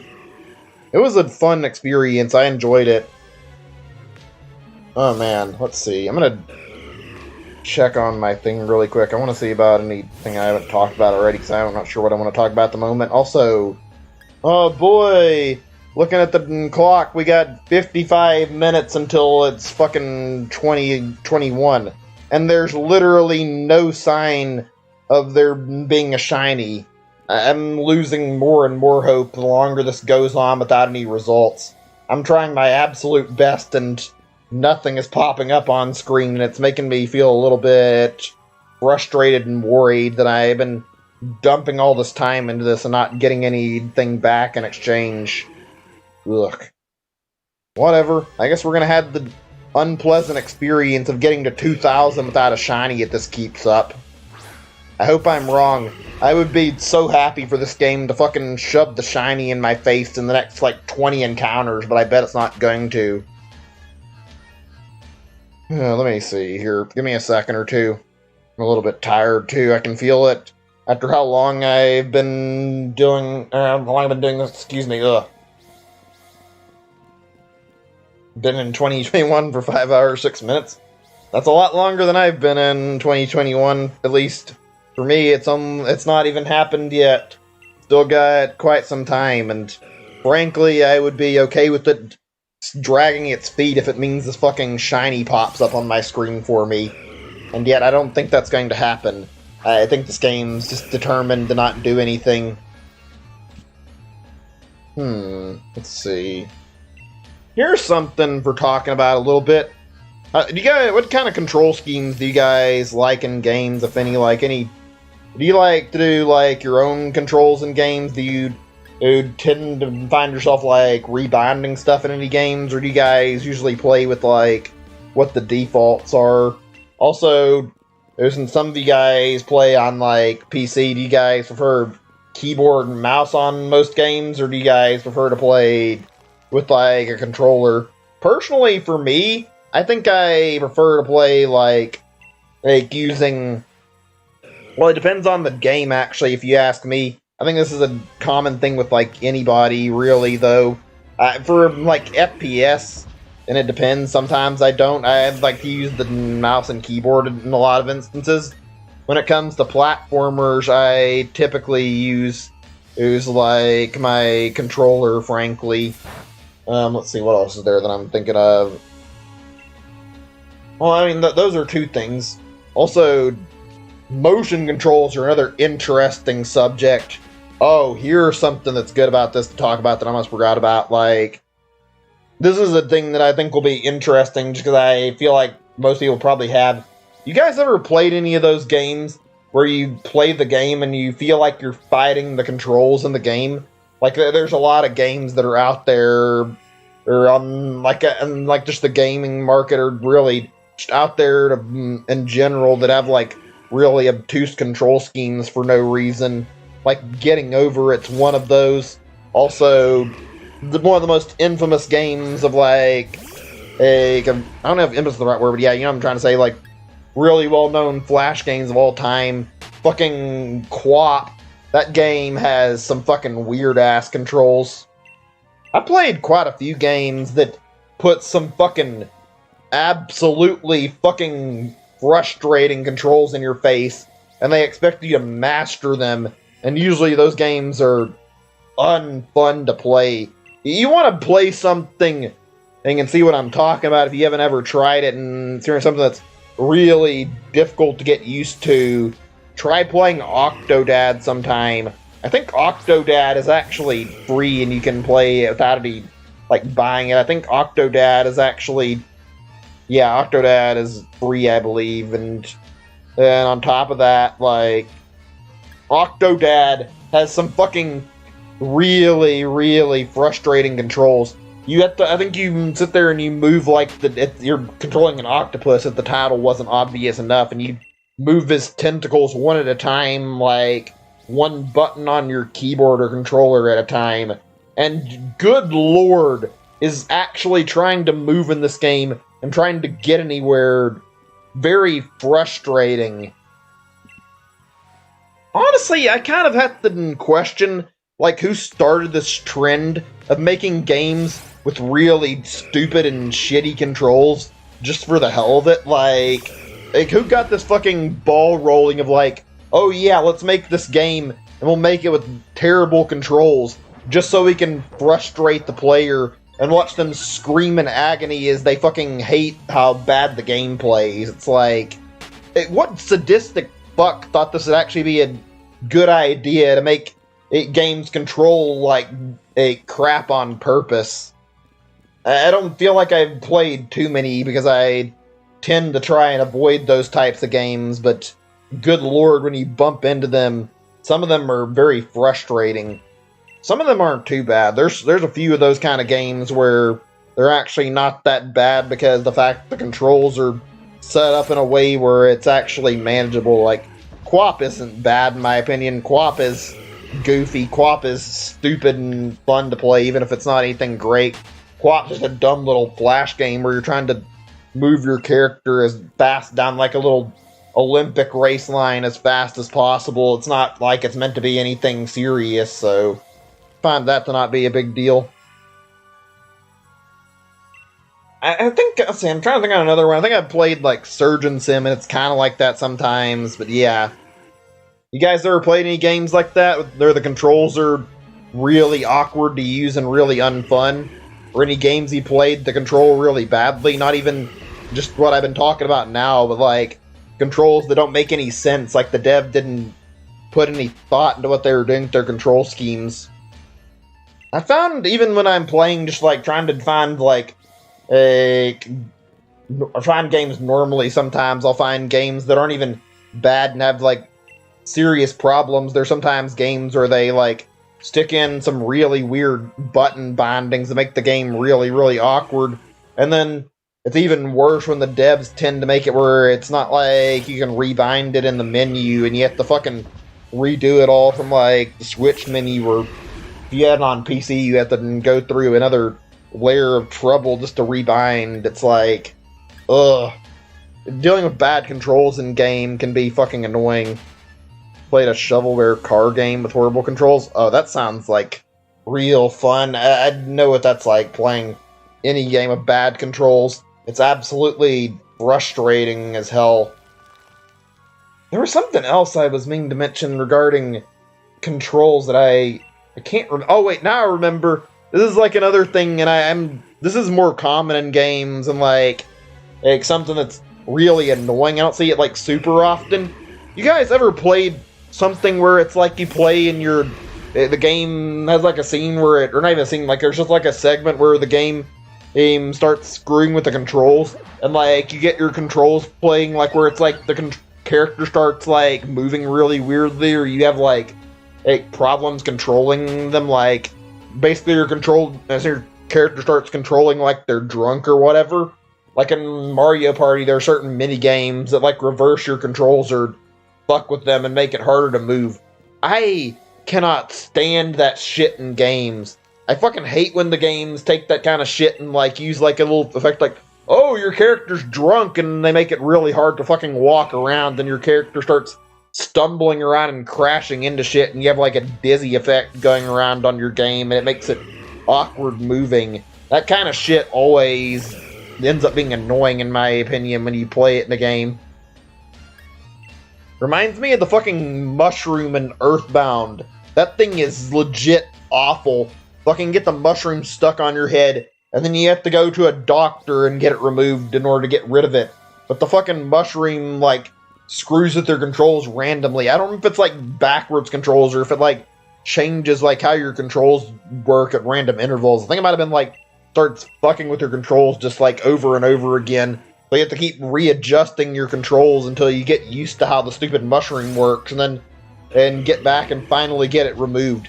There is something about a game that fucks with your controller settings that is absolutely infuriating to put up with. I don't know why. Let me see. Wait, actually, hold on. Gotta go. Alright, C's, I understand. It is kind of late. I mean, I wish you could have been around to hang out earlier, but I understand. Thanks for dropping by, man. I'll be on for quite some time. I'm gonna be on probably doing this the rest of the night. I've got 45 minutes until time change, and goddamn, am I not going to give up until we end up getting to New Year's. If I get a shiny in the process, then that's good, but I don't think that's going to happen at this rate. Also, oh boy, I'm going to need a break when it comes for 2021 for a little bit. Maybe I might not even do any shiny hunting in January. I don't know. We'll see how that works. I'll let you guys know. I don't think I'm going to stream tomorrow, actually. Maybe I will reconsider, but I don't think I've got it in me to do a stream tomorrow. Either way, though, thanks for dropping by to hang out, C's. Have a good one, and I hope you have a great day or night. Later, man. I'll be on for some time. Ugh. And I think I was ready to go straight into Regirock after I finished the shiny hunt, and I definitely am not ready to do that right now. Oh boy. I hope I can get the shiny soon, though. Whew. Oh well, whatever. Let's see. Okay, here's another topic for right now. It should be fun to talk about for a little bit. Maybe it's not that great. Maybe it won't be that interesting, but it's just something I thought of that maybe you guys will enjoy talking about. Give me a second before I continue with what I'm saying and we discuss stuff more, though. I've got some stuff I want to talk about, though. Let's see. Well, oh yeah. How do you guys feel about point-and-click games? I'm curious to hear opinions on that. I like them. I think they're good. I don't know if I'd say they're my favorite genre games. In fact, I don't really love them that much. I found they're pretty fun. Back when I was a kid, actually, like, I think a lot of stuff I played was, like, point-and-click shit. I had a lot of access to those because they were, like, the big thing. A lot of devs made a point-and-click game because it was easy and it was a cheap source of them making a game, so they went to making something point-and-click. Point-and-click games are interesting. They're not bad. I've had a lot of experience and they're usually really, really fun. Some of them kind of suck, though. Some of them are not very good, in my opinion. Some of them are absolutely trash. Hold on a second. I need to fix something. I think we're good. I wanted to check on one tiny little statistic, that's all. That Tingle game I played like a year or two back was good. That was a point-and-click. I enjoyed that quite a bit. Also, another series that I played quite a bit of when I was younger. Don't know why. I didn't find it to be particularly amazing. Just something that I enjoyed was Putt-Putt. I remember playing the Putt-Putt point-and-click games quite a bit, and I remember enjoying them. My mom, or at least was, like a school teacher when she was working, and had a lot of, like, games, like computer games, and there were a few point-and-click games like that, or a few, like, games that were educational that were, like, point-and-click or whatever that I played when I was younger. Those were alright games. I remember those being decently fun. I think I played Putt-Putt because of that, maybe. I'm not actually certain. Some of the other games I played, I think, were, like, kindergarten learning games. Yet some of those were actually kind of fun. Not great. Let's see, I'm trying to think on good computer games. And also any point-and-clicks that I remember. I haven't played a whole lot. Let's see. I mean, I think Lego Island is a point-and-click. I don't remember. Lego Island's another one that I enjoyed playing. Lego Island was a very, very good game, in my opinion. A very, very fun experience. I need to sit down and play some of that stuff. I haven't played too many You like the older games. I played some good stuff back in the day, some really fun games, even though they didn't have like a huge selection of stuff that I remember. I remember I played Frogger too. I remember I like played like several Frogger games, even though some of them were kind of weird and not that great back in the day. Frogger was weird because Frogger was good, but they kept trying to evolve the franchise in different directions and didn't seem like they knew what the fuck they were doing. The days of like early PC games for kids were really something, honestly, and kind of strange, honestly. I could name a lot of them. I think we had a bull riding game or something as well that was pretty fun. I don't remember what the hell the name of it was, but I remember a PC game that I played that had some bull riding in it, and it was a fun game, but it was stupid. It wasn't anything crazy. I'm trying to think of all the different games I actually had, though. Maybe I've already listed most of the ones that I had on PC. I thought I had more. I mean, I got my own stuff on Steam later and started buying my own PC games. I think one of the first purchases I made all on my own for like a game I wanted to get on Steam was to get like the Orange Box. The Orange Box was my first proper purchase that I actually got from playing on PC, so I remember that a lot. Orange Box is good. Got to play Portal, got to play Half-Life, Team Fortress 2. It was my first really big introduction into really playing like proper FPS and a lot of proper, more interesting PC games. Not to say the point-and-click stuff that I've heard of and other stuff I played was anything bad or not proper. It just wasn't like something you'd expect of like a big-name PC game or whatever. It wasn't anything incredible when you compare it to some of the other stuff. Oh, I should. Are we actually going to make it to 2,000 before we hit 2021? I mean, I don't know why I'm excited about that. In fact, I shouldn't be, but maybe we'll be able to get a shiny if we keep trying. Maybe I can get something to show off for the year ends. Hopefully. I don't know what to think anymore, honestly. I want the shiny to pop, though. I've been at this for a long time. Also, ooh, 11/21. Lovely. We're getting closer and closer to New Year's, and I have a little bit of dread and a little bit of excitement on trying to get this thing right now. I don't know which one's bothering me more, though. Let's see, I'm just thinking here. PC games are interesting to talk about. There's a lot of good ones. Unfortunately, I don't remember a lot of them too much, unfortunately. Web browser games were another fun talking point. Maybe I'll talk about that a little bit later. Discuss that. There were a lot of fun web browser games. A lot of Flash games that I checked out and enjoyed. There were just a lot of interesting ones out there. I remember Cartoon Network had like a site full of browser games, and they were really, really good. That was like a good place to look for fun browser games. Part of the fun of being a kid in general was like going around and actually finding like good games that I could play on stuff like that, like say browser-based games or whatever. Let me see here. I'm thinking. Okay, here's something that'll be good for a little bit of talk in a second or two. We're going to talk about it now, I guess.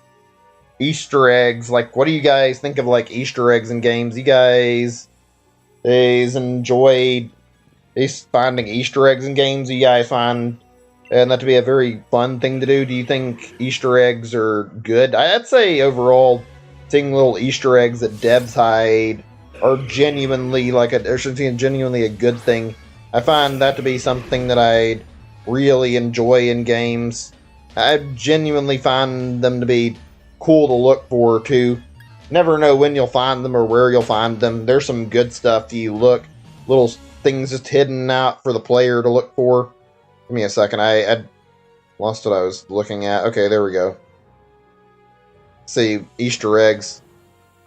I remember, I don't know if it counts as an Easter egg or not, but I mean, the thing where you could go behind the white bar and white platform, whatever. You know what I'm talking about, the Mario 3. That's a pretty decent Easter egg. That was a fun one that I remember really enjoying, that I remember when I found out the first time to get the little whistle and Mario 3. That was exciting.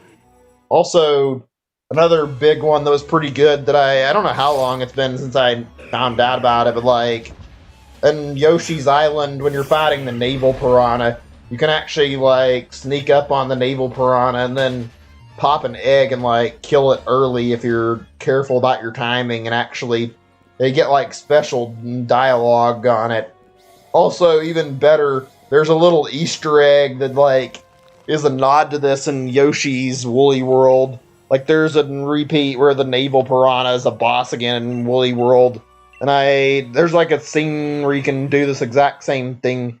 You go up to the naval piranha, and if you're careful about your timing, you can snipe it before you get in the room, and then there's like a little text box of Kamek where he comes up and is like, "Oh no, not again, not this time." Like it's like he plans ahead. It doesn't actually kill the naval piranha, and then you have to start the boss fight afterwards.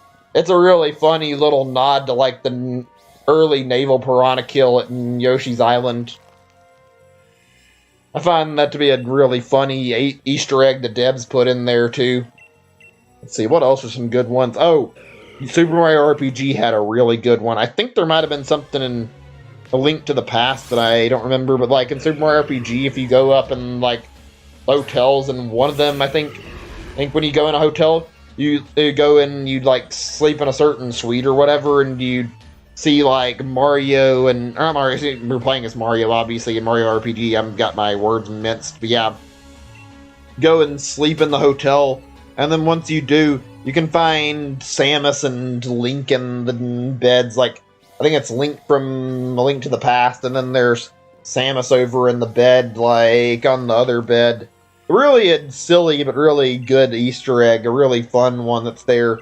I think that was a great little Easter egg they put in there. Speaking of Mario RPG, I remember seeing that there was one recently in Meat Boy Forever. Like apparently the devs put like a little nod to Mario RPG in the intro, and the intro directly references the original Mario RPG intro. It's literally like one-for-one intro of that game.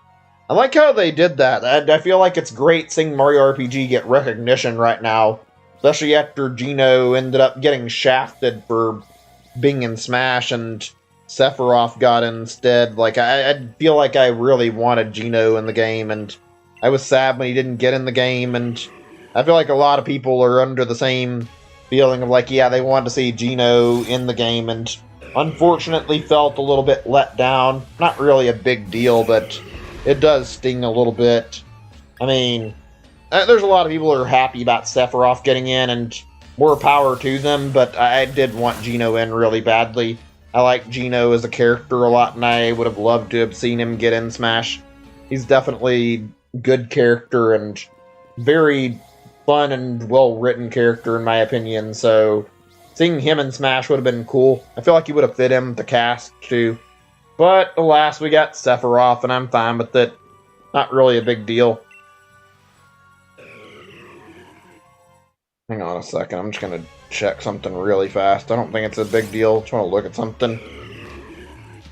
I remembered another one. I can't think of like a whole lot of Easter eggs. I don't even know if this one counts. I was going to mention something else first, but I decided to change my mind. Talk about this really quick. I guess Easter egg might not be the right word.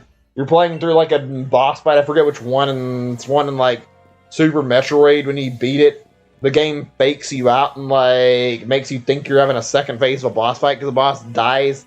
And you see the skeleton get like launched and leap up like out of the lava. And then after that happens, you see the boss fucking die and like crumple, and the skeleton just like falls apart when he reaches you.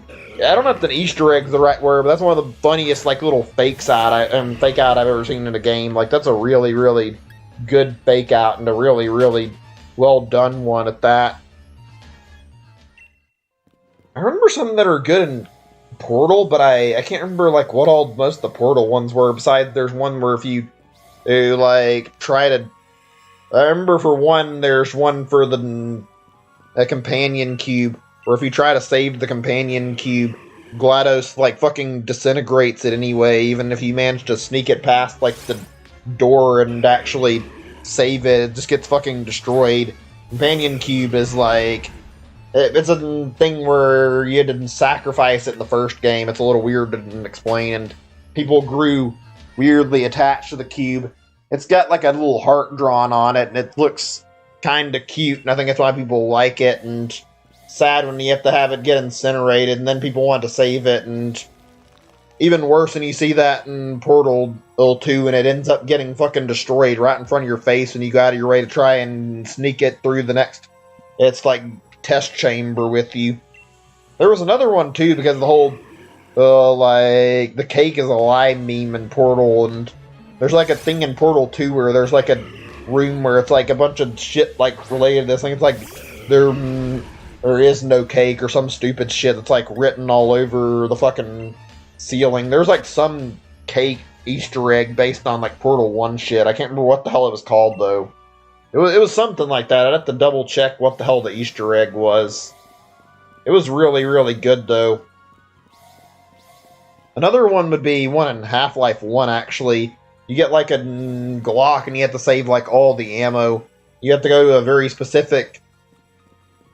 Hi there, welcome to the stream, I guess. But yeah, I was talking about Easter eggs in games. Actually, cool on that though. That's pretty neat. I mean, got a really rare Pokemon trading card. I don't play the trading card game and collect cards, so can't really speak for how interesting or how much I actually enjoy the trading card game myself. I don't really care about the trading card game too much. It's alright. I just don't really personally play Pokemon trading card games, so yeah.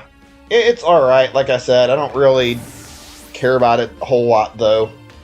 Whoops, right, got the wrong Pokemon, god damn it. Oh well, whatever. Where was I? I was talking about game Easter eggs, and there were some good ones. I wish I could remember what I remember one of them, but I can't remember what else I was going to say. There were some others that I was forgetting about. There's a lot of good ones, too. I mentioned one on stream, actually, recently I can talk about in a second. Like, it was like a day or two ago, and it was a Diablo thing. That'll be something I can bring up in a moment. But in Half-Life, I was mentioning one. You get, like, a Glock. You have to have all the ammo. You open up a specific locker, which one I don't remember.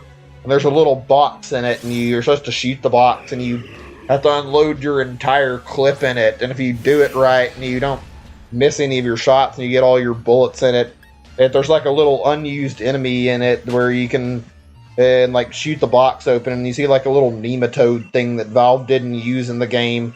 Really neat little Easter egg. Hey Wayne, good to see you. Glad you can make it a stream. It's about, let's see, we got like less than 30 actually, I want to say music, god damn it, I meant to say 30 minutes left until New Year, so yeah. Having not that long before it's over. Is Funky ate too much food?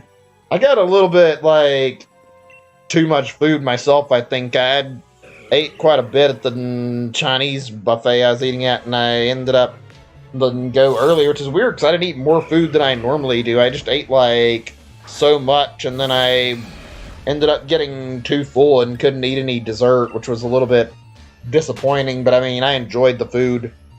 Ended up not feeling like I could eat any more, though, but yeah, I can relate to that. Sounds like you had some good food. Guessing you had, like, a giant meal, like you said earlier. Yeah, you ordered a lot of food. Chinese, Mexican, pizza, and chicken sandwich. That's a lot of food. I only had, like, 2 full plates of like Chinese food, and I think I barely managed to finish like all the stuff that I had from like what I got.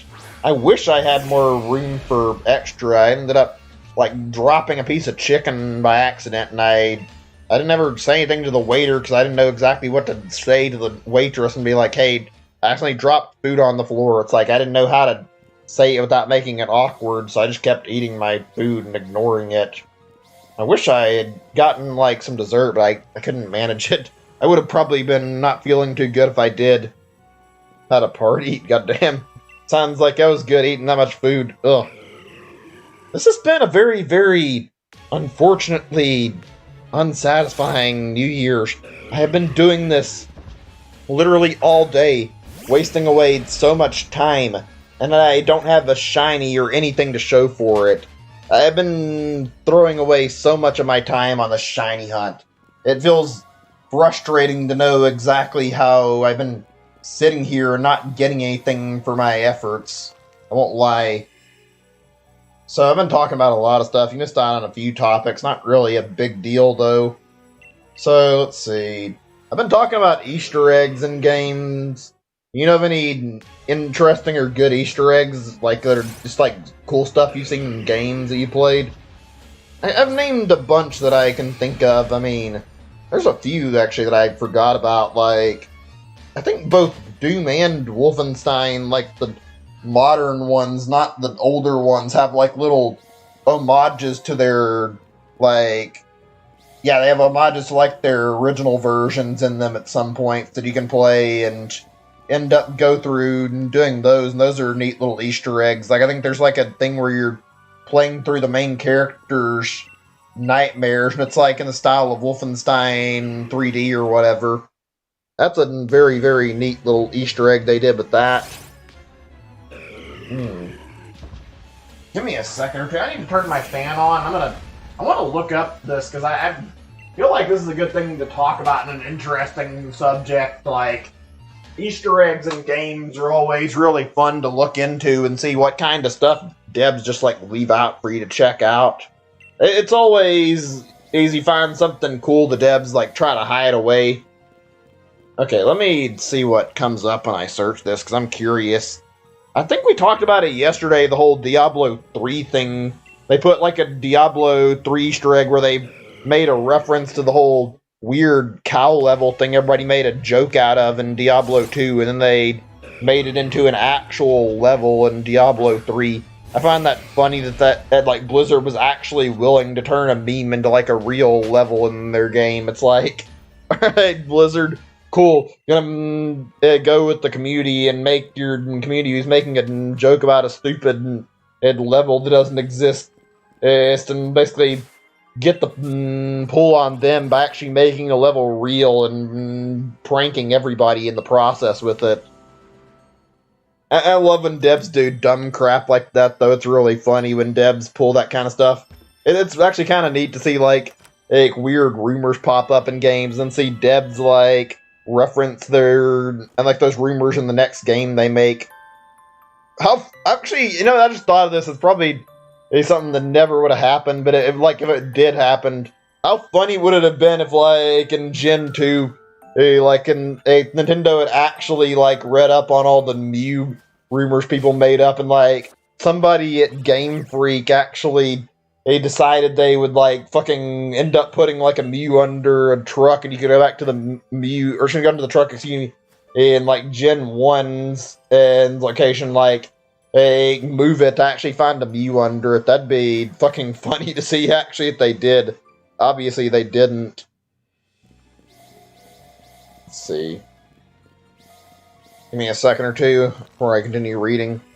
I think I have it tonight. Yeah, I'm not feeling up to the fact that this is gonna... I don't think it's gonna happen, and I'm genuinely concerned. I don't think there's much chance of it popping tonight. I've been putting in all my effort, doing my absolute best to sit here and keep going and going and going further and further and trying to get this shiny to pop up, and it's not happening. I've been putting in 110% for sure today, and we have not had anything to show for this. I'm honestly a little disappointed in the fact that this has happened twice in the term of, like, me doing Pokemon stuff where I've had these shinies that have managed to sit here and evade me on, like, all of December, or when I'm trying to hunt them and, like, sneak past December into fucking New Year's for 2 times in a row.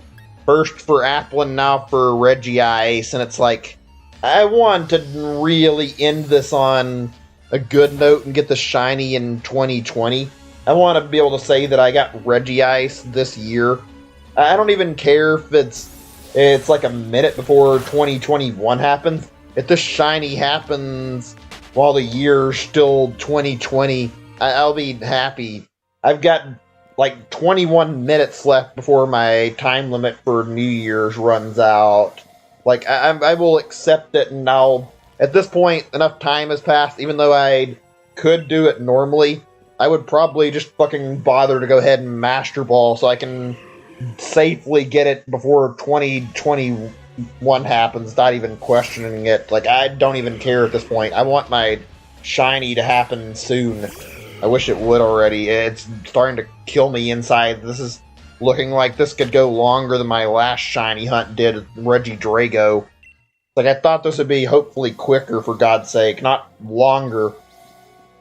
Whatever, though. Hopefully we'll see something tonight, but I don't know anymore. Maybe, maybe not. Maybe we will end up just having another fucking boring, awful session where nothing happened. I mean, it's not terrible, but it's not been great knowing that nothing's popped up at all. I've been trying my best. Let me see really quick. Power might go out. 10 feet of snow and 4 inches of ice. That sounds like that sucks. Temps down to 7 below. Ooh, that's a really rough thing to have to deal with on, like, the night of New Year's, frankly. I mean, I don't think I have to deal with anything like that, thankfully, but we've had rain for, like, the last day or two, and it's been kind of annoying, honestly, but rain's nothing compared to snow.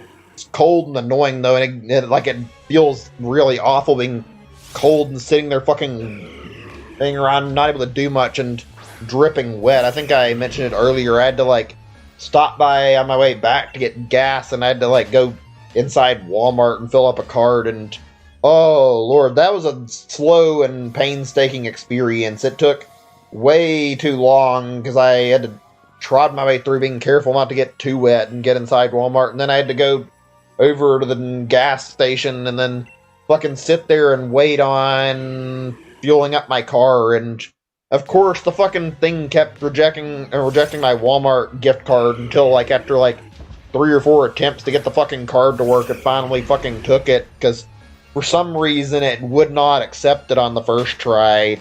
I think the card's a little bit bent, so probably need to get a new card to use for gas so I can make sure I can get gas without having to worry about that again, but I don't know. That's the only thing I can think of that may have caused that problem.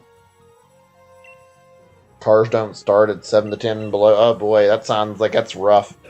I remember, like, hearing something about that in the past, but I didn't remember, like, what temperature it actually was where cars stopped starting, but ooh, that's pretty bad, actually. 7 to 10.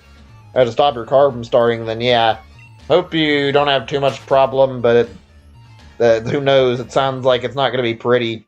Hope things go well for you either way, man. I hope you stay safe regardless. Ugh. Hopefully today can end on a good note for me, and oh boy. I'm going to say this right now. I think I was talking about this earlier.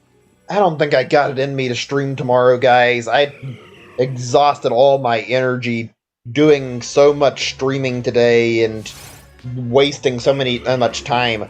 We practically spent nearly 10, or we spent probably over 10 hours now doing combined, like, streaming stuff. I've wasted a lot of time. If I hadn't spent this long, I could probably do 2 hours or something tomorrow like I normally do, but I think I'm going to give myself a break and do some more of this on, like, the 2nd of January, and probably do a little more on the 3rd, and I might take a little bit of a slight break for a few days after that, and keep trying until I get the shiny, and then from there, I'm not sure how I'm going to plan my scheduling for a little bit, actually. Okay, so in roughly 2 encounters, we've reached 2,000 Regice. Let's pray to God that one of these 2 is hopefully the shiny, but I bet it won't be. Yeah, nothing that time, and I'm willing to bet the next time won't be shiny either. Not that it's really that big of a deal at this point. It's like, I think I'm kind of used to seeing this bullshit continue. I'm not throwing in the towel until it's past midnight, though. Oh man, what a fucking lame way to end the night, though, with nothing exciting happening. I mean, at least the New Year is going to be here. That'll be something good, but that's the only really good thing about this night. Seeing 2020 finally go. Okay, let's see. Give me a second. Just thinking on stuff I want to talk about. One second or two. I'm just updating some stuff that I've been working with. Okay, I think I'm good. Here's something that ought to be a good discussion for a little bit. I have like two things that I want to talk about that I haven't really brought up yet, I don't think. So here's one that should be good. If I have already brought it up, whatever. What's your guys' favorite console features? Like, things you enjoy out of consoles you have? Like, anything that's really good? I think gyro aiming might be my favorite in terms of, like, console features. Out of the Switch, I think the gyro aiming is fantastic and really good, and obviously the hybrid nature of the Switch is really, really good too, but along with the fact there's Joy-Con drift, then yeah, it's kind of hard to appreciate the hybrid part of the Switch when there's fucking Joy-Con drift making it impossible to play handheld mode properly, so kind of hard to qualify that one. Like, I do like it, but it doesn't work as well as it could, and I'm angry with Nintendo that Joy-Con drift isn't fixed already. I hear a lot of people talking about the haptic feedback on, like, PlayStation 5. I don't know how good that is. I think you said, didn't you get your PlayStation 5 in today, Wayne, or am I mistaken? I thought you said you may have just got that in, like, in a package, actually. I'm guessing you've had a chance to play it, or what? I don't know. I'm still deciding if I want to pick one up at some point next year. I'm honestly thinking maybe I should wait around for a price drop. I don't know, honestly. I'm not sure what the best option is. I don't know exactly if the best choice would be for, like, trying to get a new console right now. I mean, obviously, I'm not going to look into getting it right now. In fact, I probably won't focus on it for quite some time, since my focus is on my cell phone, but still. Man. Trying to think here. Let's see, other features that are good. I can think of a lot of good console features, actually, that I can remember. Wii U was pretty good, too, even though I will say over time I didn't really love playing on the Wii U. Like, I remember playing it and enjoying it, but, like, yeah, I kind of stopped enjoying it after I played the Switch. The Wii U was good while I enjoyed it, though, and there were some fun and times playing that. Had no time and still too sick to do anything up. Okay. Surprised that you haven't had a chance to play it. Usually, even when I'm sick, I can at least manage to get enough strength together to put, like, controllers in and, like, plug stuff up, but I imagine doing, like, first time setup on it might not be that easy, considering usually new console setup is actually pretty difficult to pull off in the first place, so maybe not that easy to get it ready anyway. Games really use the gamepad? Mirror the game? Yeah, that's the problem with the Wii U that had, like, a big issue there. Wii U was good in a lot of ways, but it was underutilized.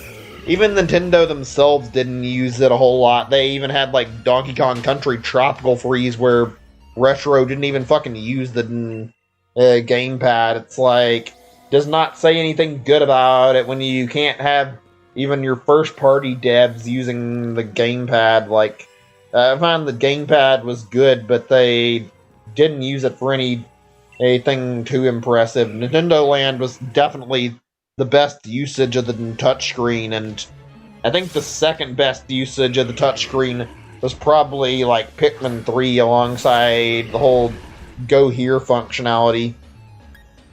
Gimmick. HD Rumble and hybrid console? Yeah, pretty much. Or the only gimmick, I mean, yeah, I don't know if that's entirely true. I guess it is pretty true. I mean, there's the IR camera shit, too, that doesn't really feel like it necessarily belongs in the game, or in the controller, but yeah, there's like, not a huge amount of stuff in Switch. HD Rumble's alright. It's pretty good from what I've seen. I can see it working right, but usually it doesn't feel like it's actually doing anything, so never really seen anything too incredible out of HD Rumble. Oh boy. Fuck, we're not gonna see anything, are we? It's 11 minutes away. If we get a shiny in the next 11 minutes, I'll genuinely actually be happy that we get to see shiny Regice. I'm willing to bet there's not going to be anything, though. Also, normally I wouldn't bother with switching my Pokemon, but because there is so little time left before this is over, I'm going to take it upon myself to move my main Pokemon that's the highest level or second highest level up in the slot so I can run away from this easier and try to do this. I normally wouldn't because I want to have that backup measure, but yeah, fuck it. I'm just gonna fucking have something in case I can earn the second run away quicker and get encounters. Regice Rumble doesn't hold a candle or stick haptic feedback on PS5.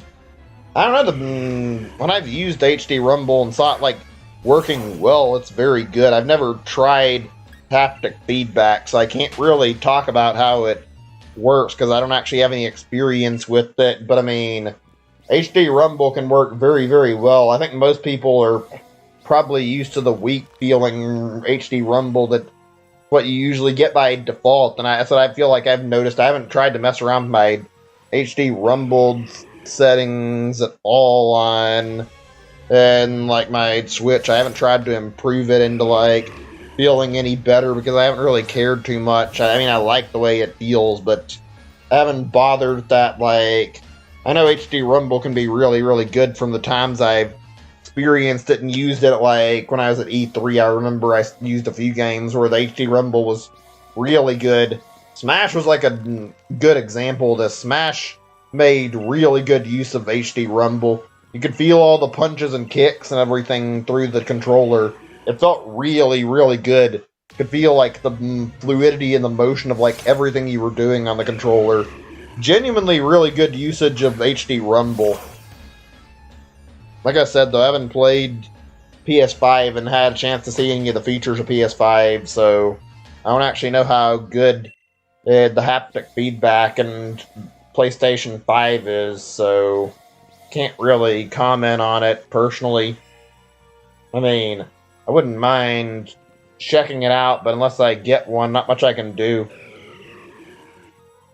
Hope I'm making the right decision to save my money for a PlayStation 5 when it's a price drop and not buy it right away because, good God, I cannot see it being worth buying it at $500. I mean, I don't know if it'll be a price drop anytime soon, but maybe there'll be a Black Friday sale by the time next year's Black Friday rolls around. Because I want to buy it, but not at the current price.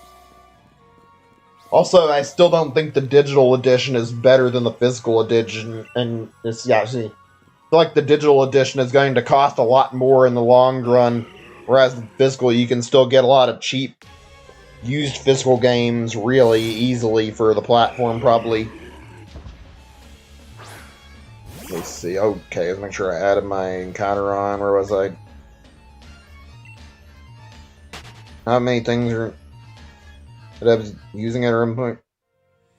They use these features or gimmicks right and they're discarded? Yeah, that's a problem with a lot of things. There's a lot of features that don't really have a lot of purpose to them. The Wii U was a big problem with Nintendo trying to force their gimmick into their console, and they were expecting the gimmick to be good and to be able to be something that they could work all their games around, and instead it ended up being a really stupid idea because they thought they'd come up with ideas and it didn't work. Whereas the Switch is better because they thought of a console around game ideas instead of thinking of a console gimmick first and then thinking of games after.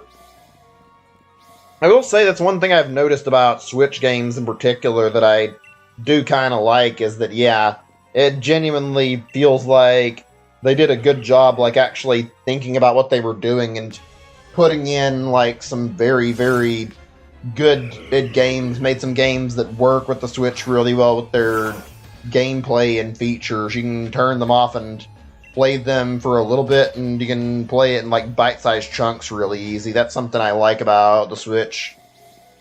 Oh boy, how many am I going to get in here? I want to get more encounters, and yet I'm not sure if I'm able to shove too many more into my time. I don't think we're going to get the shiny at this rate. Not unless it's like the last second. Of course, if that happens, then holy shit, that'd be fucking incredible, but I bet it won't. Oh, well, not like it's a big deal. Let me see. PS5 has got a lot of the games, like Spider-Man, the rest don't even use the features. You're right, that's not that surprising. I feel like a lot of devs do that crap. I remember PlayStation 4 was advertised for like a touchpad, and I never hear anybody talking about the touchpad on PlayStation 4 being actually utilized. Like, I hear people talking about how it was meant to rival like the Wii U, and then, oh, it turns out the Wii U wasn't even popular enough to even make a point in trying to rival it in the first place. So it's like, yeah, I don't know how I feel about that. Come on, game. We've got 5 minutes. Please. I know you can spawn a shiny, but you're just not willing to, huh? Fucking great. Waste all this goddamn time and not finding it working out, huh? Free game use the... Gee, only... Wait, hold on a second. I need to take a second and do this before I actually read what you said. I think I can see what you're saying partially, but I didn't get the chance to read it properly. Free game is a tech demo is amazing to showcase the controller. Yeah, it's not that surprising. The fucking free game that came with the system is the one game that actually goddamn shows off how the shows off how the controller works properly and the haptic feedback. That's kind of sad, actually. Out of all the games, fucking that shows it off more than how the controller does. Isn't the PS5 like? Doesn't the PS5 only have like, like 2 exclusives right now? I think I only recall reading like Demon Soul and the tech demo game is like, or the tech demo game were like actually exclusive, and the apparently like Spider-Man isn't even exclusive to the PS5, which is really weird. They would parade it as like some big new game, and then they still put it on PS4. I don't really get that too much. And I'm not really big on cross-platform games in general, but I mean, I don't hate them either. Obviously, I'm glad they exist because I played like Breath of the Wild on Wii U, and I'm glad that I did. I wouldn't have got to play it first when it came out otherwise if I hadn't played it on Wii, because I thought it was a worthwhile game that I wanted to check out, even if I couldn't get it on Switch, so I couldn't get the Switch right away. Wayne, you still there? Just checking. I don't see any messages right now, and I don't know if the thing's working. I don't see the... I see the chat doesn't show if there's... My chat, I think the viewer thing doesn't tell me if there's anybody here or not right now. Hey, hang on a second. I'm going to look at a thing or two in a second and check something anyway, so why not? I want to look at one tiny thing. So I'm going to have to sit down and make sure I handle some stuff tomorrow, I see. Don't have anything. I just have to like look at my list some more. I'm a little bit tired though. Also, just like I'm not feeling like I'm feeling amazing. I'm feeling like I'm getting sleepy. I can say that much. Ugh, goddamn. Not used to doing streams this late, actually.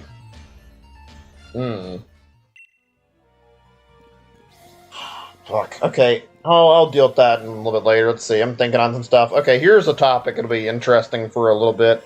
Any fun level editors or games that have good level editors out there? I'm curious. Obviously, Mario Maker is an example of something kind of good like that. Mario Maker is like literally make your own Mario level, so I feel like Mario Maker is primed for like a good example of like something with custom content, and I like that a lot. Mario Maker is a great game. I enjoy that. Also, Dreams is very good from what I understand. Dreams is a very good looking game, so I would expect Dreams is very good for making little fun distractions or whatever kind of game. I don't know how good the tools are.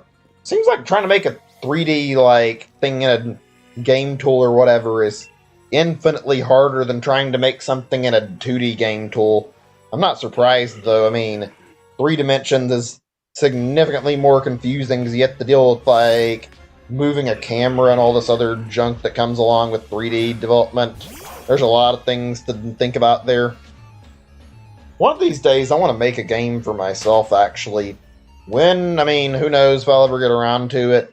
I think that's something I want to talk about that we can talk about later, talk about game development stuff. I think that'd be fun. Alright, here we go. I think this may be the last encounter of the night, and almost a fitting number, not really a big deal, but ended it on the number 2022. We were close to 2021, but did not end it on that end. Great.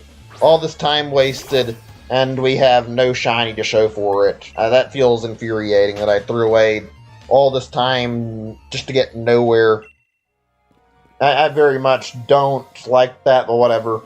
I'm going to go for one more, but I don't think it's going to matter. I mean, I didn't get the shiny before New Year's. Anyway, since I can say it now, then I'm done waiting around trying to get it for New Year's. Happy New Year, everybody. Hope you guys have a good 2021. Certainly not a great start to end this, or it's a great start to not be able to get my shiny before New Year's happened. I would have preferred I got shiny Regice, but alas, whatever. Seems it was not meant to be. I wasted all day. Fuck. Okay. Fine. You win this round game. I'll be back in another day or two to do another 200 or whatever. Try to get my shiny. Hopefully we can get somewhere with this soon. I guess we'll see. I hope this doesn't go above like what I utilize, or not utilize, what I did for Reggie Drago, and I can get it like soon, but I mean, I don't have any hope that it's going to be quicker. I'm still disappointed that I couldn't get it before 2020 was over, though. I was desperately trying my absolute best. I'm going to get the 2025 because I think 2025 is a solid number to end on, so it's like, why the fuck not go ahead and end it on 2025 instead of ending it on 2022 or whatever. Okay, one more encounter and that's it. Here goes nothing. And then I'll go heal and we'll stop. I appreciate everybody who hung out and stuck around tonight. Actually, he said he had... Actually, I wasn't thinking about it. Wayne mentioned there being snow, so maybe his power went out. I was talking about that earlier. Sucks if that's the case. I mean, having a power outage is never fun. I know when I've had power outages, it always fucking sucks and it always fucking ruins the day. Can't do anything. Makes the whole fucking rest of the time feel miserable. God, it does not feel great having a power outage.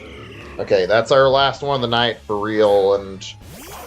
what a disappointing end of the night. It's not like it's unexpected, but I spent so much time sitting here trying to get the shiny, only to get nowhere tonight. That kind of stings a little bit. I put in all my effort trying to make this thing work out and happen, and it's going to be our first shiny of 2021. Again, we get blue-balled by a shiny that won't show up until the end of the year, and still not even here. It's not even the end of the year. It shows up on 2021, it seems. Fucking lovely. Alright, whatever. Let me light up. I should not say I'm going to go heal, and then I'll light up the pattern. I would have been so much happier to have an ending where I got my shiny instead before the year's up, but oh well. Not a big deal. We'll start back on this when it comes time for the second. I want to take a day to myself tomorrow and relax, get things feeling a little bit better, not feeling like I'm super exhausted.